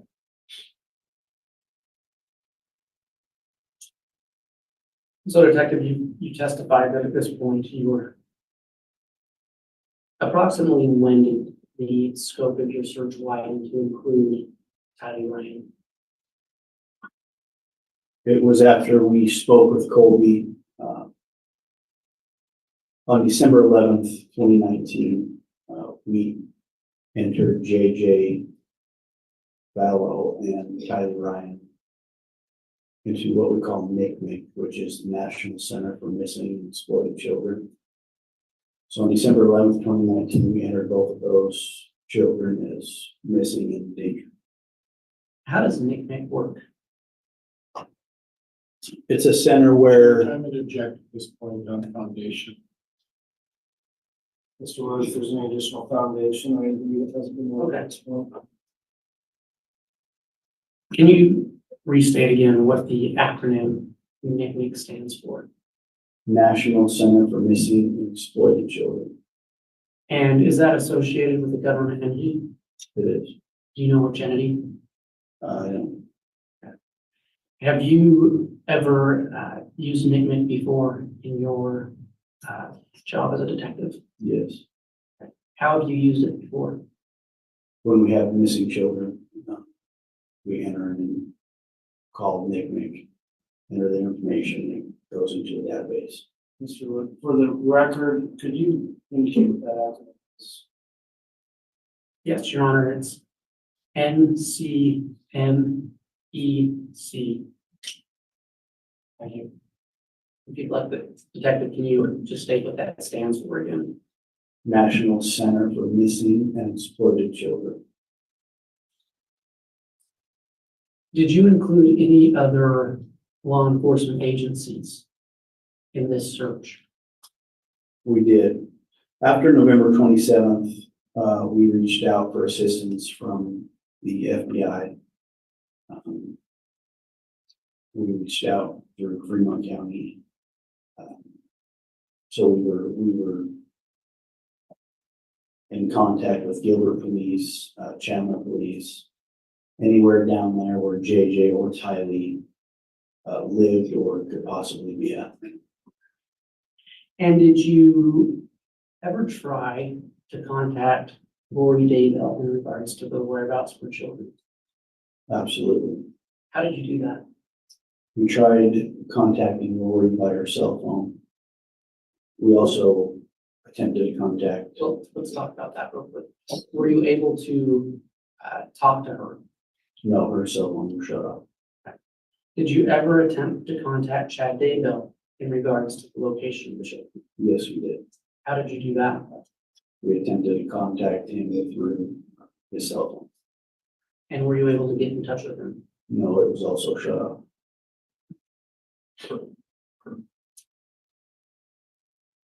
And at any time, did Lori Vallow ever call the Rexburg police to report missing children? Judge, objection. Foundation. Response, Mr. Wood? Your Honor, it's just a basic question. I think it's in line with the question we've been going through. I don't know additional foundation. On foundation, it's overruled. What is the answer? Did you ask that again, please? Did Lori Vallow ever contact the Rexburg police, to your knowledge, regarding missing children? No, she didn't. Did Chad Daybell ever contact the Rexburg police regarding missing children? I'll renew my objection, Judge. Knowledge, foundation. It's overruled. No, he didn't. Detective, when you place the children in the NCMEC database, you receive tips from that. Yes, we set up tip hotlines through NCMEC, also through the FBI and through the Rexburg Police Department. So anybody with any information on those two missing children could call any one of those numbers and provide us with any information. And did you ever receive tips through NCMEC regarding JJ Vallow, Tyler Ryan? Yes, we did. What would you do when you received those tips? When we would receive the tips, we would assign it a tip number. And those tips were followed up on by detectives or other officers. So as soon as those tips came in, They're given a number and assigned to an officer to take it all. And would those tips, when they come in, do they have a phone number associated with them? A lot of times they did have a phone number. A lot of them were anonymous. They didn't want to get involved. So some of them had phone numbers where we could follow up, others didn't. And if someone submits an anonymous tip through Nickman, is there anything you can do to follow up on that? It depends on the information they gave us, but we would follow up with any information that they had put on the tip. And when a tip comes in with a phone number, would you call those individuals back? Yes.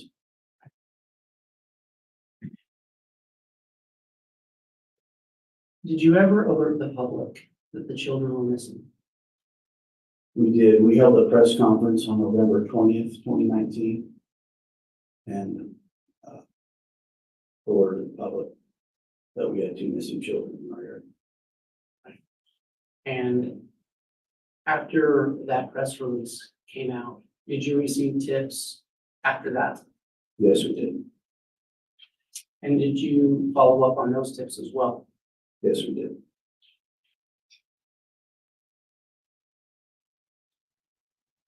Did any of those tips ever lead you to finding JJ Ballard? No, Did any of those tips lead you to finding Ty Ryan? no.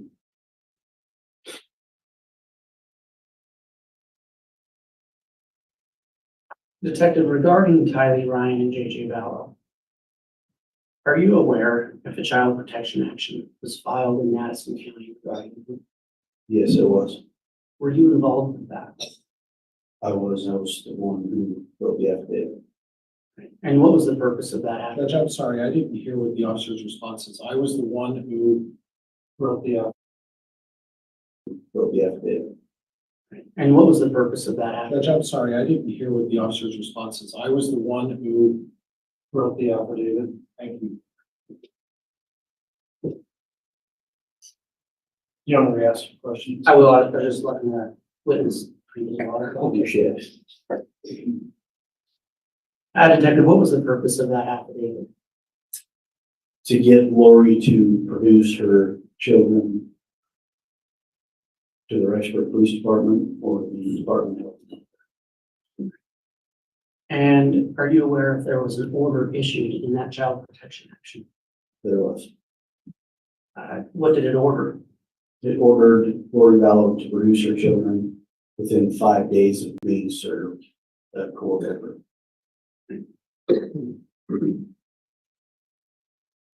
Detective, were you ever able to locate Chad Daybell and Lori Vallow? Yes, we were. How did you do that? A few different ways. Some of the tips that came in gave us location in Kauai, also through cell phone data. Judge, can I have some foundation as to the time, date, location? Are there just foundational objections? I'll just ask some more questions, Your Honor. Approximately when did you learn about the location of Chad and Lori? Beginning of January of 2020. And you stated earlier, but what kind of tips gave you that information? Eyewitnesses that would call in that said they saw Lori and Chad on the island of Kauai, And where is Kauai? in Hawaii.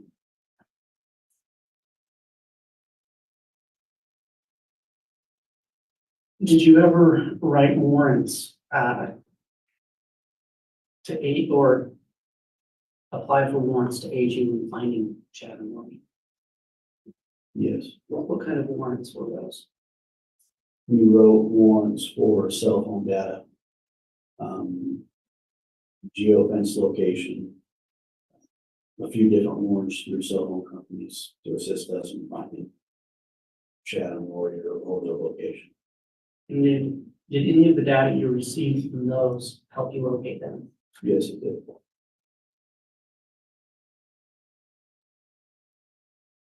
Jacob, did you ever go to Kauai as part of your investigation? Yes, I did.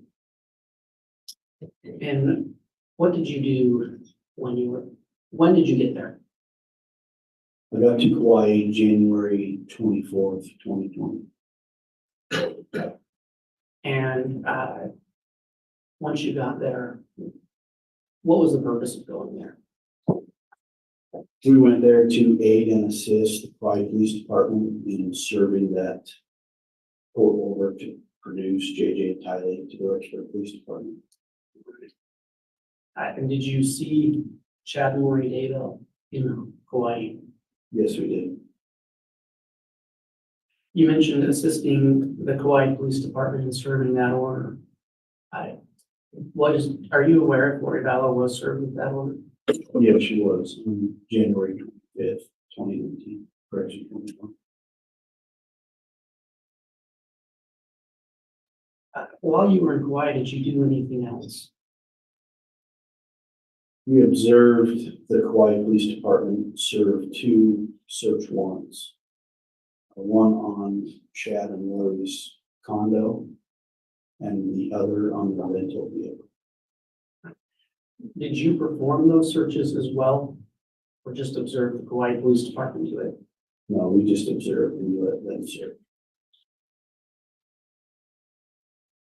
Do you recall where their condominium was located in Kauai? I don't recall the physical address, but it was Princeville.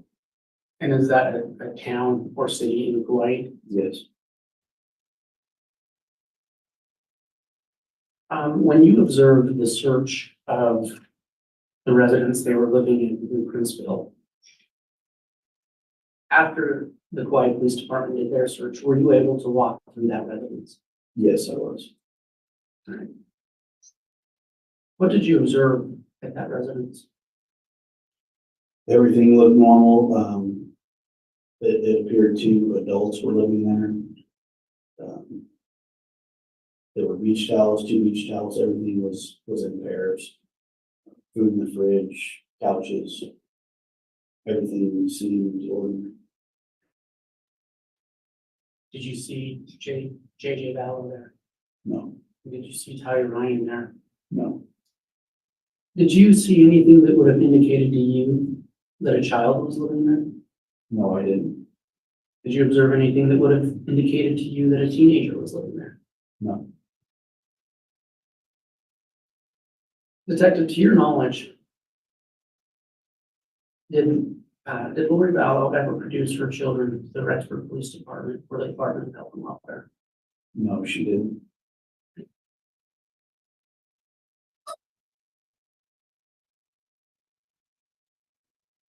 Your Honor, I'm going to ask that the witness be handed State's Exhibit 6.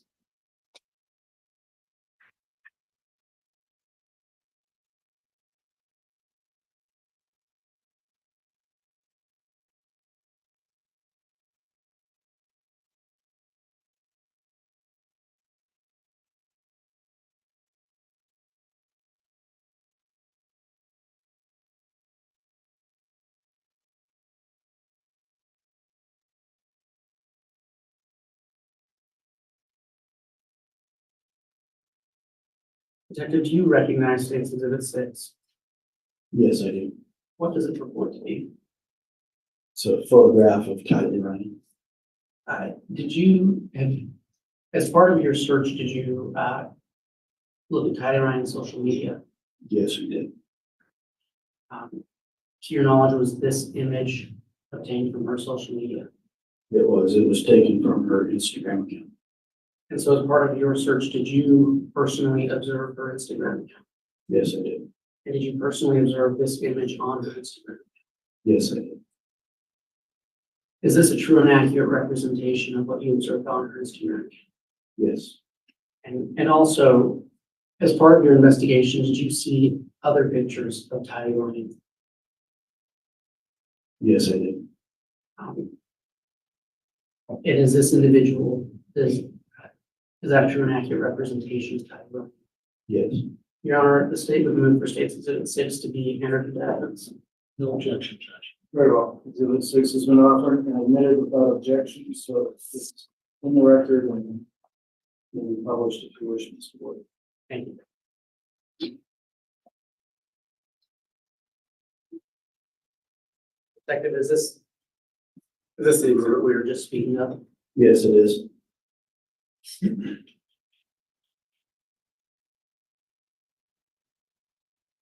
What was the username on the account that you found that picture in? Tylee A. Ryan. And this individual is the Tylee Ryan that you came to recognize through your search. That's correct.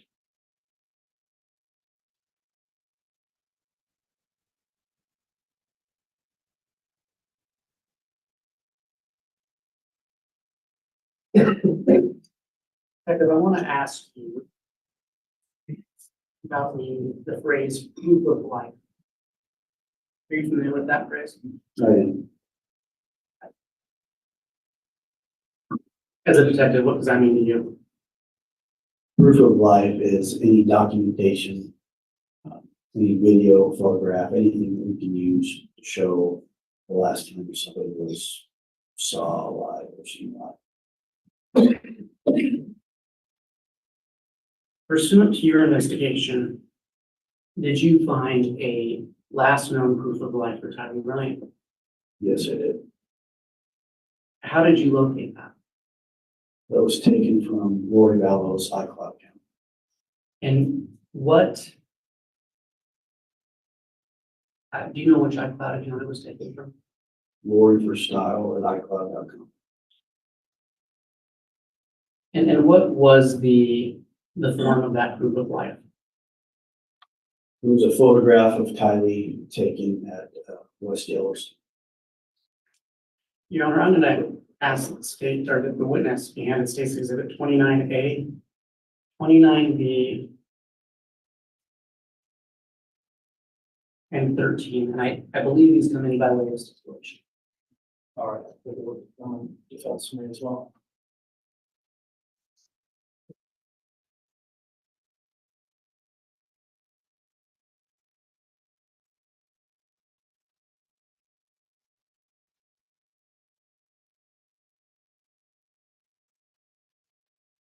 Judge, that's correct, by way of stipulation.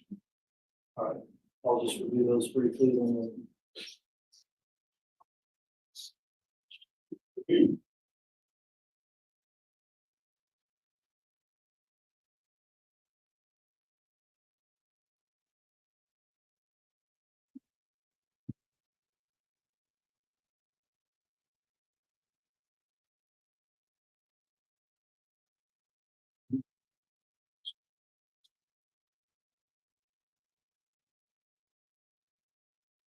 Have a quick sidebar, counsel. Sure.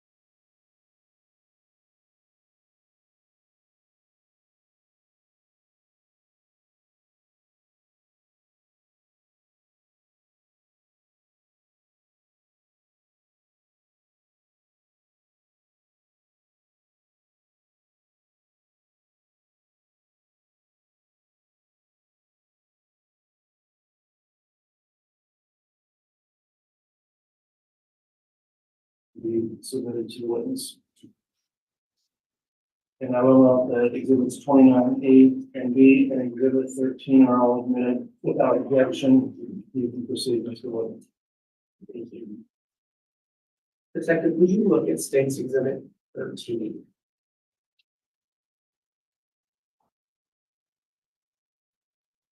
What does that report to be? That is the photograph, taken from Lori for Styles, iCloud, they testified to earlier with Tyler and West Dallas. If I may publish. Yes.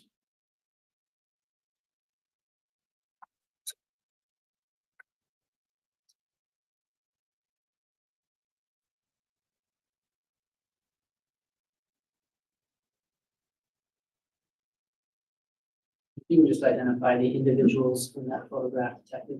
Sure. The little boy is JJ Ballo. The Tyler Ryan's in the middle, and their uncle Alex Cox is on the right. And as part of this exhibit, did it contain metadata? Yes, it did. And did the metadata in this is, well, can you describe to the jury what metadata is? Sure. Metadata is like a time and date, as a time and date stamp with a photograph that's taken. So it's just data associated with the photograph. And this photo was accompanied by metadata. That's correct. And what date was this photograph taken? September 8th, 2019 at 2:49 p.m. And you testified earlier that this was in Yellowstone. Yes, How do you know that that's Yellowstone? I've been there. So you personally recognize that location? Correct.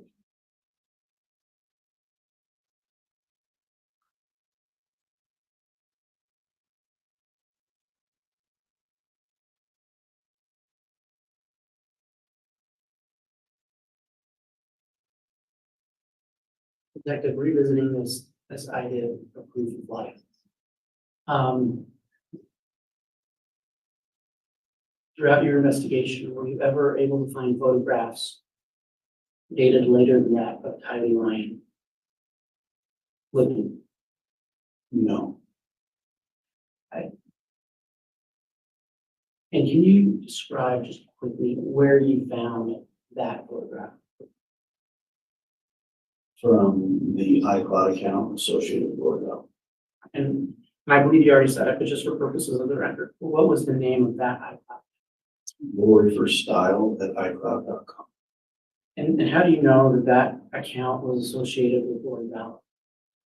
The information attached to it and also the photographs that were attached. And when you say photographs, what type of photographs led you to believe that that was attached to Lori Ballard? Family photographs, Lori Ballow's photographs with her in the photos.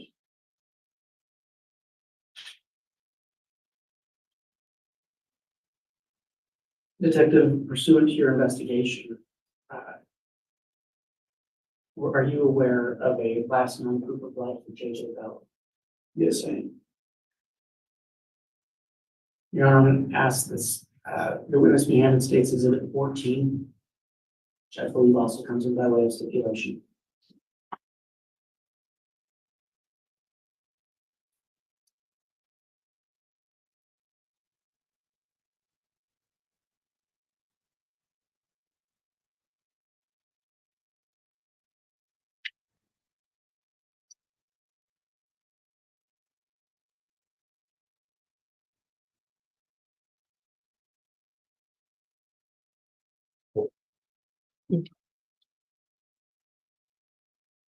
From our record, again, Mr. Wood, it's been stipulated to, and more than if there is there an objection to the 14 minute? No, Judge, it was entered by stipulation of parties. Or, 14 is admitted. Detective, what is state's exhibit 2? That is a photograph of JJ sitting on a couch in what appears to be the front room of apartment 175. And where did you locate this picture? That was also on Lori for Style, iCloud.com. And you mentioned you believe you recognize the location. I'm sorry, can you say that again?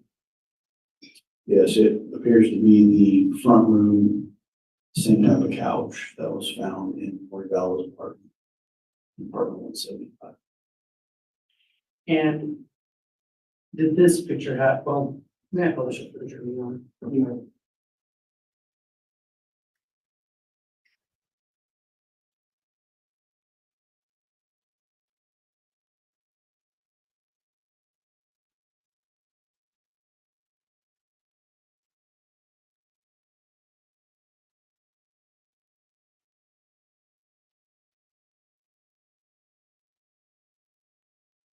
Can you just describe to the jury what you observed in state's exhibit? That's JJ Vallow sitting on the couch in red pajamas. And was this picture accompanied by metadata? It was, Is this the metadata that accompanied that picture? yes.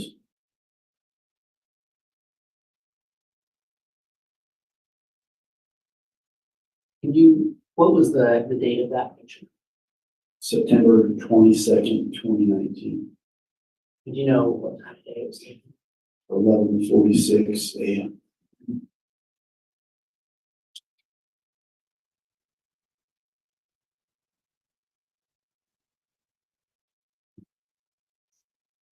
And just to clarify, what iCloud account was that picture taken from? Also, Lori for style.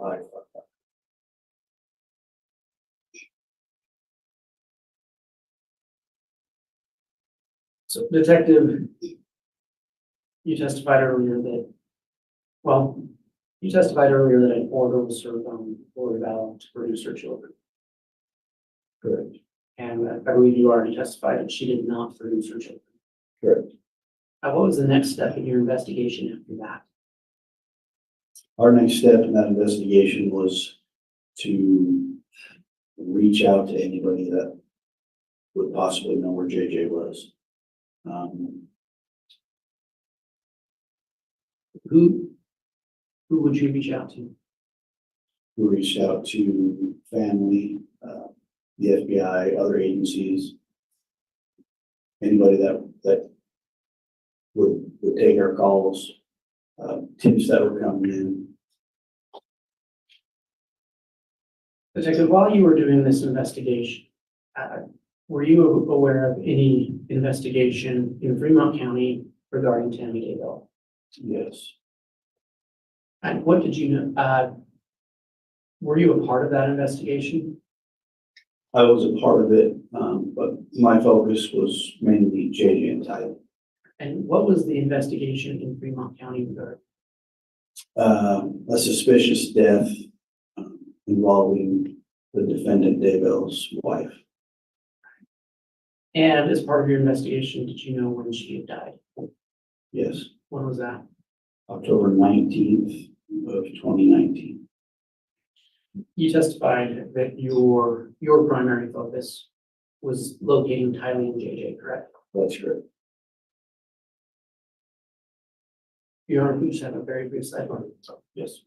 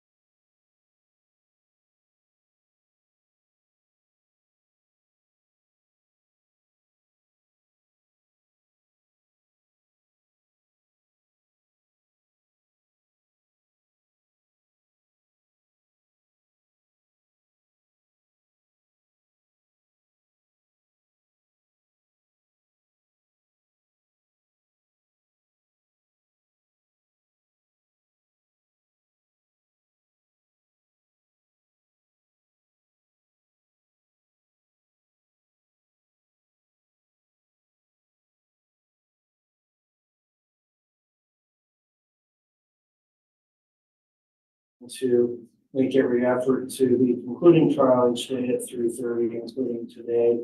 We are going to take our mid-afternoon break at this time. And just for your reference as well, in case I forget to mention, we'll be going through evidence and testimony again tomorrow, scheduled 8:30 to 3:30. And then with some scheduling issues, we are going to not be holding court on Friday. And so we'll be back on Monday. I just want to make you aware of that schedule as well. So we'll go until 3:30 today, but at this time, we will take our break. So we can try to keep the break to 20 minutes. I appreciate it. With that, I'll apologize for the jury.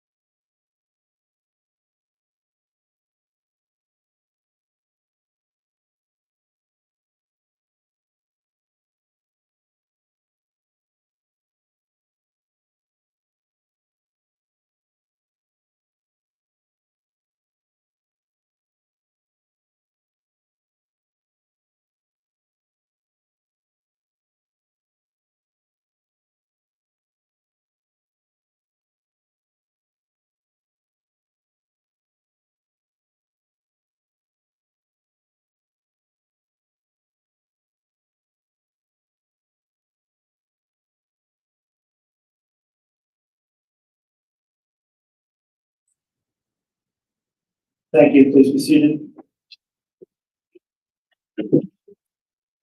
We've got the jurors return, please. Yes, Your Honor.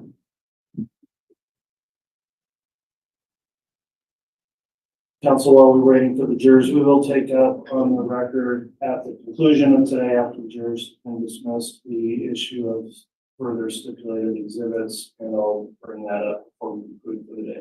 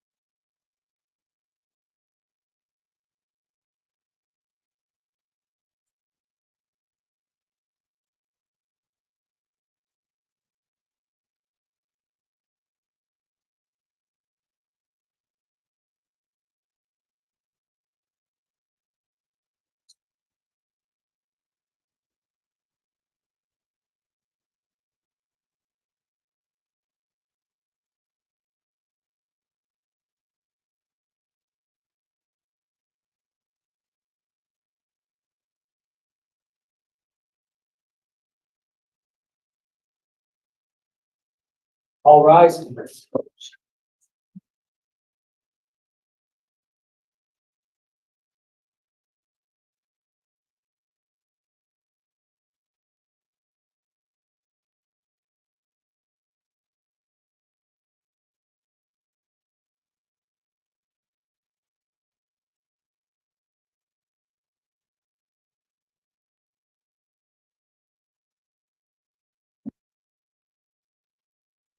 All juries present and accounted for. Very well. Please be seated.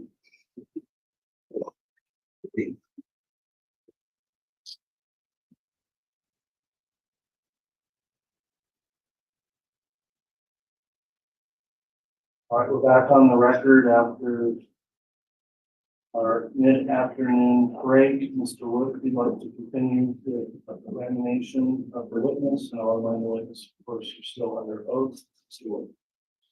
Thank you. And I need to just take up a couple of issues for clarification of the record. Detective, you spoke earlier about searching Lori Ballow's residence. Correct. And yeah, you stated the address. What city was that address located in? Rexford.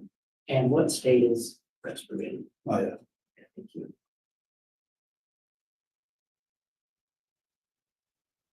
Detective, as part of your investigation, did you ever help execute a search warrant on on Chad Daybell's residence? I did. I executed a couple of warrants. Okay. When was the first one? January 3rd of 2020. And Chad Daybell's residence, what county is that located? Madison County. What's his address? 202 North, 1900 East. And is that, and what city is it listed as? It's listed as Rexford. It's actually in Fremont County, but it's listed correct. Okay, so just to be clear, did you just misspeak when you said it was in that I city? did. I mean, say it correct. Okay, and it's what county? Fremont County. All right, thank you. And you testified that you did a search there on January 3rd. Correct.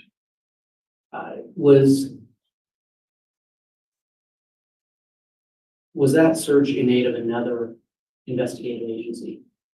It was Which agency was that? Fremont County Sheriff's Office. And do you recall what the purpose of that search was for? I don't recall what the probable cause or the reason for the search was at that time. So you didn't write the affidavit. So, Did you have any other occasion where you served a search warrant on Chad Daybell's residence? yes, June 9th, 2020.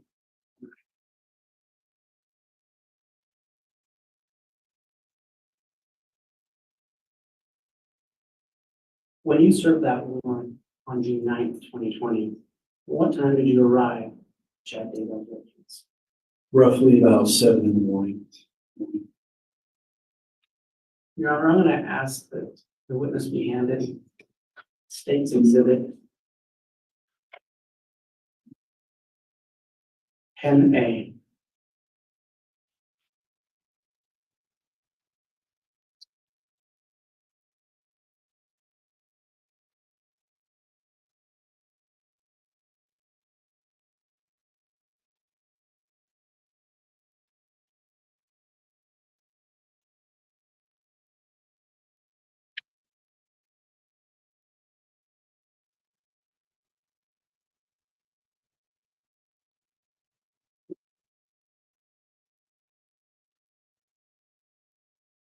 Detective, are you familiar with State's Exhibit 10A?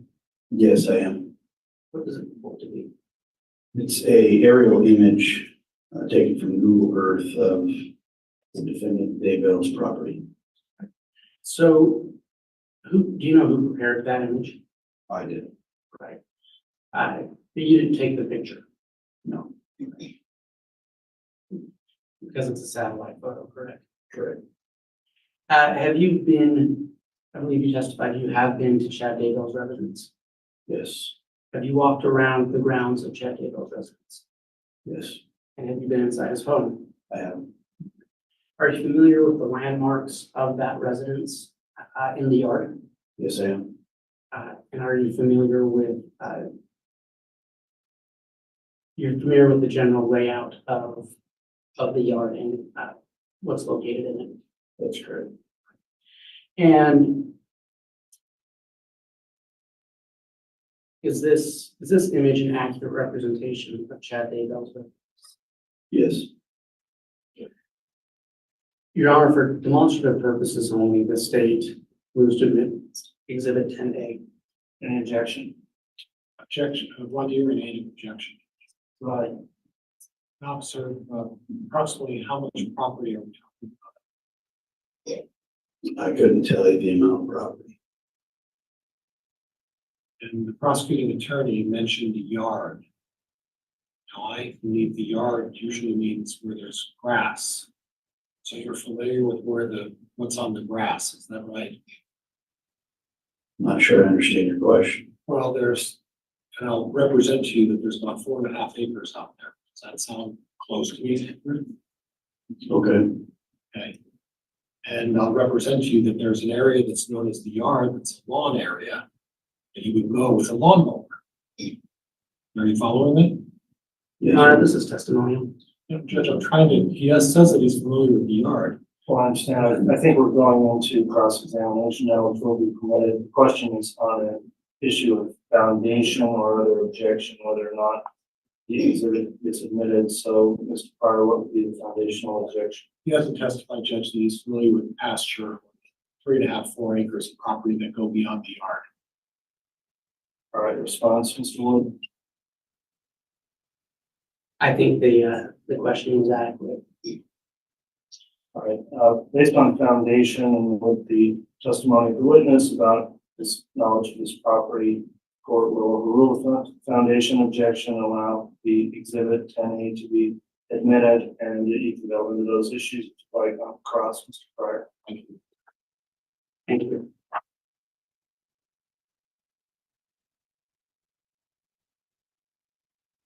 Your Honor, I'll publish that shortly.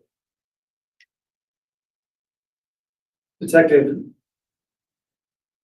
so you testified that you executed a search warrant on June 9th, 2020. Correct. What time of the day did you arrive at Chad Daybell's residence? Roughly 7 in the morning.